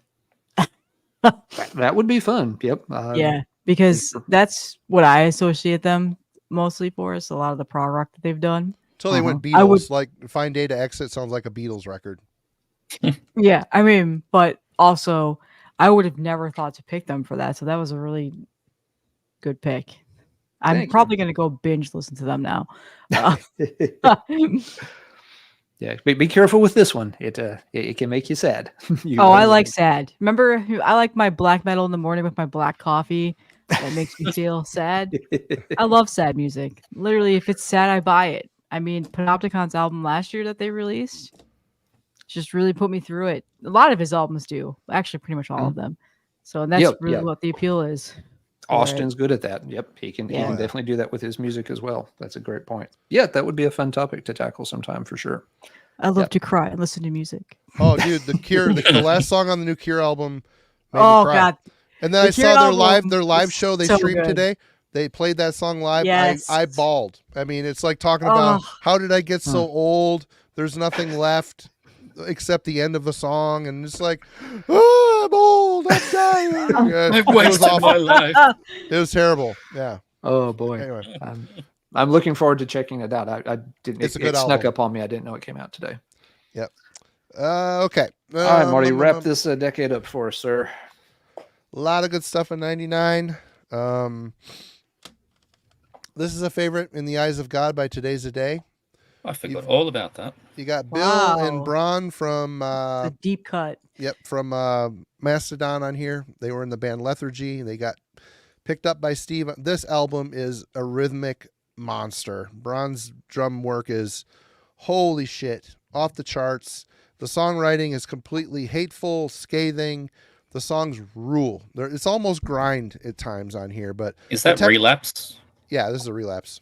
Yeah, promo. It's just totally what they were doing at this time. Relapse bands were all like this. Yeah, absolutely. This is my favorite. I really like Willpower a lot too. That actually might be my favorite Today's a Day record, but this is a close second. Absolutely scathing, great album. Sorry, I still got going on. Tolka Natastid. I have so much love for this band and this album in particular. This was around the time where the Norwegian scene was kind of going weird. They're going nuts. It was going either real technical, like turbo death metal, or electronic and weird or proggy. This guy comes in and says, you know what? We're going to make black metal, Norwegian black metal, the way it's supposed to be made. And that opening riff. Oh, the first song on this album is absolutely crushing. Yeah. It's so good. That's all I needed to buy it. Just that his opening new riff, album. Yeah, his new album last year was really good and very. He hasn't put out a crap album. All of his albums are good. They're not. There's albums before or better, but they're all at least good or great. You know. So, yep, this is a big one for me for sure. Damn it. People bitch about this record, and I don't get it. At the Heart of Winter, this thing is another perfect riff album. This album, from start to finish, is absolutely great. The guitar work on it is so full of like motion and hooks. Oh my God. Sorry. I love Abat's vocals on here. The songwriting, the production's a little too crisp, maybe. But yeah, they've kind of moved away from the old black metal that they were doing. But this album is special. It's really, really solid. Perfect riff album. But for me, the best album for the year, I'm just so in love with Arntor by Vinder. Yeah. This album, I heard this album for the first time, and this was sent to me as a promo back in the day. And wow, first listen, blown away. This is kind of the epitome of what Norwegian black metal is and was. Yep. And it's kind of a shame that he passed on, because I mean, I like the first album. I like the stuff that came after, but this is the best of the bunch. 100%. 100% the best. It's got so much feeling to it, so much emotion. And his vocals, Valfar, his vocals were just absolutely grim. So good. It's that section in the middle of the first song when it's soaring along and then it stops and comes in with that fast riff and the thundering toms in the middle of that song on that first track. It gets me every single time. Yep. It's so good. And how he builds the songs, like these cascading melodies, and how it kind of like the songs hit a crescendo, and it's like, holy shit. This is like symphonic, atmospheric, grim. It's everything you want from Norwegian black metal in one spot. So catchy from start to finish, and just It's a vital Norwegian release. If you have not heard Arntor, you need to get it. If you're going to get a Vinder album, this is the one. This is the one you need to get. So, Yep. To be fair, all 4 of them are very good in their own Agreed. distinct way. But that one is the best one. But Yep. man, that's another album that I'll pull out and listen to. Which is another one of my favorite black metal albums. yep. And there's even a little bit of a progginess to some of the melodies, but he keeps it Yeah. he keeps it controlled and in the sphere of Norwegian black metal, which is So yeah, there we go. Yeah. So we have a oops. question in the from the chat. Someone has asked, Jonathan asked if we each wanted to now pick our one favorite album from the 90s. We're not contractually obligated to do this. We can save this for like our, top 25 of the 90s or whatever if we want to. But I know what mine is. Easy. I thought I'd throw the option out there if folks want to pick. It's got to be one of the 10. So are folks up to the challenge for Jonathan? Already done. Okay, let's go. Yeah. I don't know. I'm not saying anything else. Simon's going It's this one. Didn't take me. Yeah, Necroticism. it's going with necroticism. I mean, obviously, Okay. I would have picked any of these, but it's necroticism. Just yep. Okay. I Easy. should pick that one too, but I'm going with Storm of the Lightsbane by Dissection. That album, I could still put it on and be blown away by it. So yeah, that one for me. Yeah. Yeah, me too. It was either a toss up of this or Malevolent Creation. This, to be honest, it would have been Tool's Enema, but everybody says it's not a metal band, so I didn't even talk about them tonight. Like everybody knows that's my all-time favorite band. Like I'm obsessed, but yeah, it was probably this one. Fun fact: I actually had an original, like an OG vinyl pressing of this, and I sold it for like $50. Like Oh my 4 god, years I ago. have the Gatefold Blue OG press, and it goes Yeah, for big mine's bucks. Yeah, mine's the blue as well. I bought Oh. mine Goes for from a about drug dealer back in the day for Goes for about coin race. Yeah. I sold mine because it was like a moral compass thing. I was like, oh, fuck this guy. I sold it and was just insistent on never supporting Wrong him again. move. But I kept the CD, obviously. And it's one of my biggest regrets. I hate it so much. Yeah, I got the blue think about vinyl. it. And it goes Yep. for a big bucks. Yeah. Up to a grand. I have a yeah. bootleg of it now on vinyl. It's something that it sounds fine, but yeah, Even the reissues for that and Somberlane go for big bucks. they do. crazy. They do. Yeah. Every once in a while, NWN will get them in stock and it'll be like $50. So, but yeah. Really weird with those albums. Like, we've got Dismember back in press now, but like, why those 2 Dissection albums? They just go for 10 years without a pressing, and then they $1 million again. I don't get it. Should be perpetually in press. Yeah. Well, who owns it? The End? No, Black Mark? Nuclear Blast did the Oh, well, the that's why. second Fuck album, Nuclear Blast. and No Jesus Fashion Christ. did the first one. So Yeah. I don't know. No, they're too busy trying to get money from you to sell alternate cover versions of Testament albums for $50. Yeah, probably. Yep. What about you, Alan? What'd you pick? As I've said a couple of times tonight, I've never had a solid favorite from the 90s. It rotates between a few albums. For this date in history, it'll be Fate's Warning Parallels. Yeah. So this one's always in contention among them. But ask me a month from now, and it might be Savage's Streets, and a month after that, it might be back to Anathema's Judgment. But yep, I will pick this one for tonight as my favorite of the 90s. Right on. All right, so Jonathan, there you go. Everyone has picked their one favorite, and yeah, we've talked about a ton of stuff, and we've seen a lot of genres represented. The 90s really were when heavy metal diversified a ton, and so yeah, not surprising to see that we've picked black metal, death metal, doom metal, power speed metal, off the wall metal. There's a lot of cool stuff in a lot of different directions from heavy metal in the 90s, and Simon and Melanie, thank you so much for joining us and tackling this. It was not an easy homework assignment. No. But It it's was an good though. interesting one to work on. Yeah, I like doing stuff like this. I would easily do a 2000s too. It would be a lot harder though because I didn't really follow music a whole lot. Yeah, I would. Several I would. years I was there. just thinking right then for the year 2000 what my pick was, and I think I know what it would be. Yeah. But yeah, No, we it's could do definitely that. great to see you two, see your faces again. It's been a minute since you've been on, and Hmm. we had an amazing turnout in the chat tonight. Thank you everybody for joining us again. We're trying to hit 6,000 subs. Subscribe if you're unsubscribed, please. It'll help us out. It'll make me feel like we hit another landmark.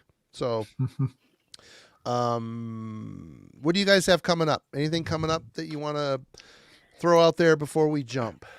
Best German power speed metal albums of the 90s. I would, man. I love power metal now. I'm so into it now. It's so bad. I just have a lot of reviews. Like I do like this new half-ass reviews thing that I call on my channel because I don't really Those are go fun. super in depth, but I'm a little bit more crazier, a little bit kind of goofy with them.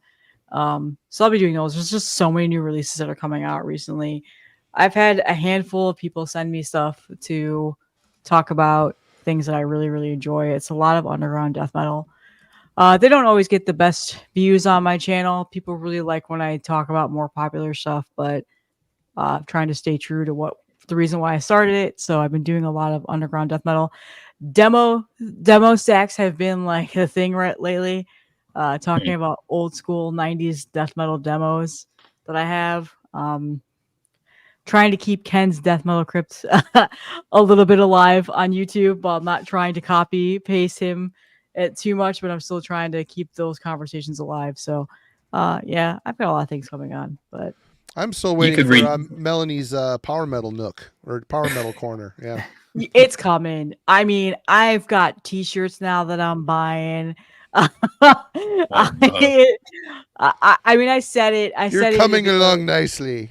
I said it in a video the other day. Sometimes I just need a break from all of the bullshit that goes on in the metal space, and power metal is a very good escape for me. Yeah. So What are you going to say, Simon? Sorry to cut you off. I was just gonna say, Melanie, you're at the point you could rename your channel Mel's Death Metal Crypt. I'd go along with that. Yeah, it's funny because I do have some people now reaching out to me, like Mike Abominator from Ruin, a couple other people that are like, oh, like, and he's got his own channel now, which it's one of my favorite YouTube channels right now. And they're like, oh, it's so great that you're doing this, like, like trying to keep Ken's legacy. I'm like, honestly, I wasn't thinking about that. But I guess I'll try a little bit. I'm not gonna do obviously exactly what he does, but I never could. let's just start with that. I never could do exactly what he did. I don't have nearly as much as knowledge or the collection to do that. Not all the But I'll old try. demos, that's for sure. No, but I'll try a little bit. I'll try what I possibly can. Yeah. What about you, Simon? What's coming? I've got one that's in the pipe either tonight or tomorrow. Just a short one. I got 2 original press 1985 thrash vinyl, and you can work out what that is when I show them. Right on. Mm-hmm. And Alan already disclosed his next video. It's already uploaded. It's ready to roll. 6:45. It's always Tuesday morning for my channel. Yep. So folks can have fun with that. Show notes here. We got two reviews from Alan coming. We got Deathless Void, which I'm super late on getting up, and new Knockmistium review. Hopefully that by Monday. We'll see what happens this weekend. But Wednesday Album Club, we're talking about an Integrity album. I can't remember which one it was. Really? Yeah. Who was that? Logan's pick? Yeah, Logan pick. Yep. I knew it. Yep. I love that he's on the album club now because he's Yep. making you listen to things that you normally wouldn't listen to. I have one Integrity album, and it's good. I mean, they're a good band. I do really like Integrity. Yeah. When he said metalcore stuff, I'm like, oh no. But you picked, I'm like, oh, okay, that's cool, that's passable. So that's Not awesome. Killswitch I'm gonna Engage. message. I'm gonna message him now. I'm gonna give him some other ideas too. Yeah. Okay, well that's it, everybody. Thank you. Great night tonight as always, and it's good to have the band back together. Alan, it's good to see you. Thanks again for holding down the fort for this guy, and I've no problem at got all. no life through the rest of the year, so I'll be here like a reoccurring infection So Yep, we'll be here next week with Lee and Jurgen talking about bands that's when they changed their logo and Oh, nice. how did that play out for them? Was it a good I don't thing, know. a bad thing? Did the music take a nosedive, or what? It should be a really fun one to dive into. should be fun. Don't know if I can take a load of that or not. Oh, you definitely. Yeah. I'm thinking of I'd calling have it, to reload. is the new logo a no-go? Ooh, yeah. Ah, that'll feed the algorithm nicely, I think. There you go. All right, everybody. Y'all rule. Cheers. We'll see you next time. Have a great weekend. Hope you had a good Halloween and all that good shit. Talk at you later. Have a good one.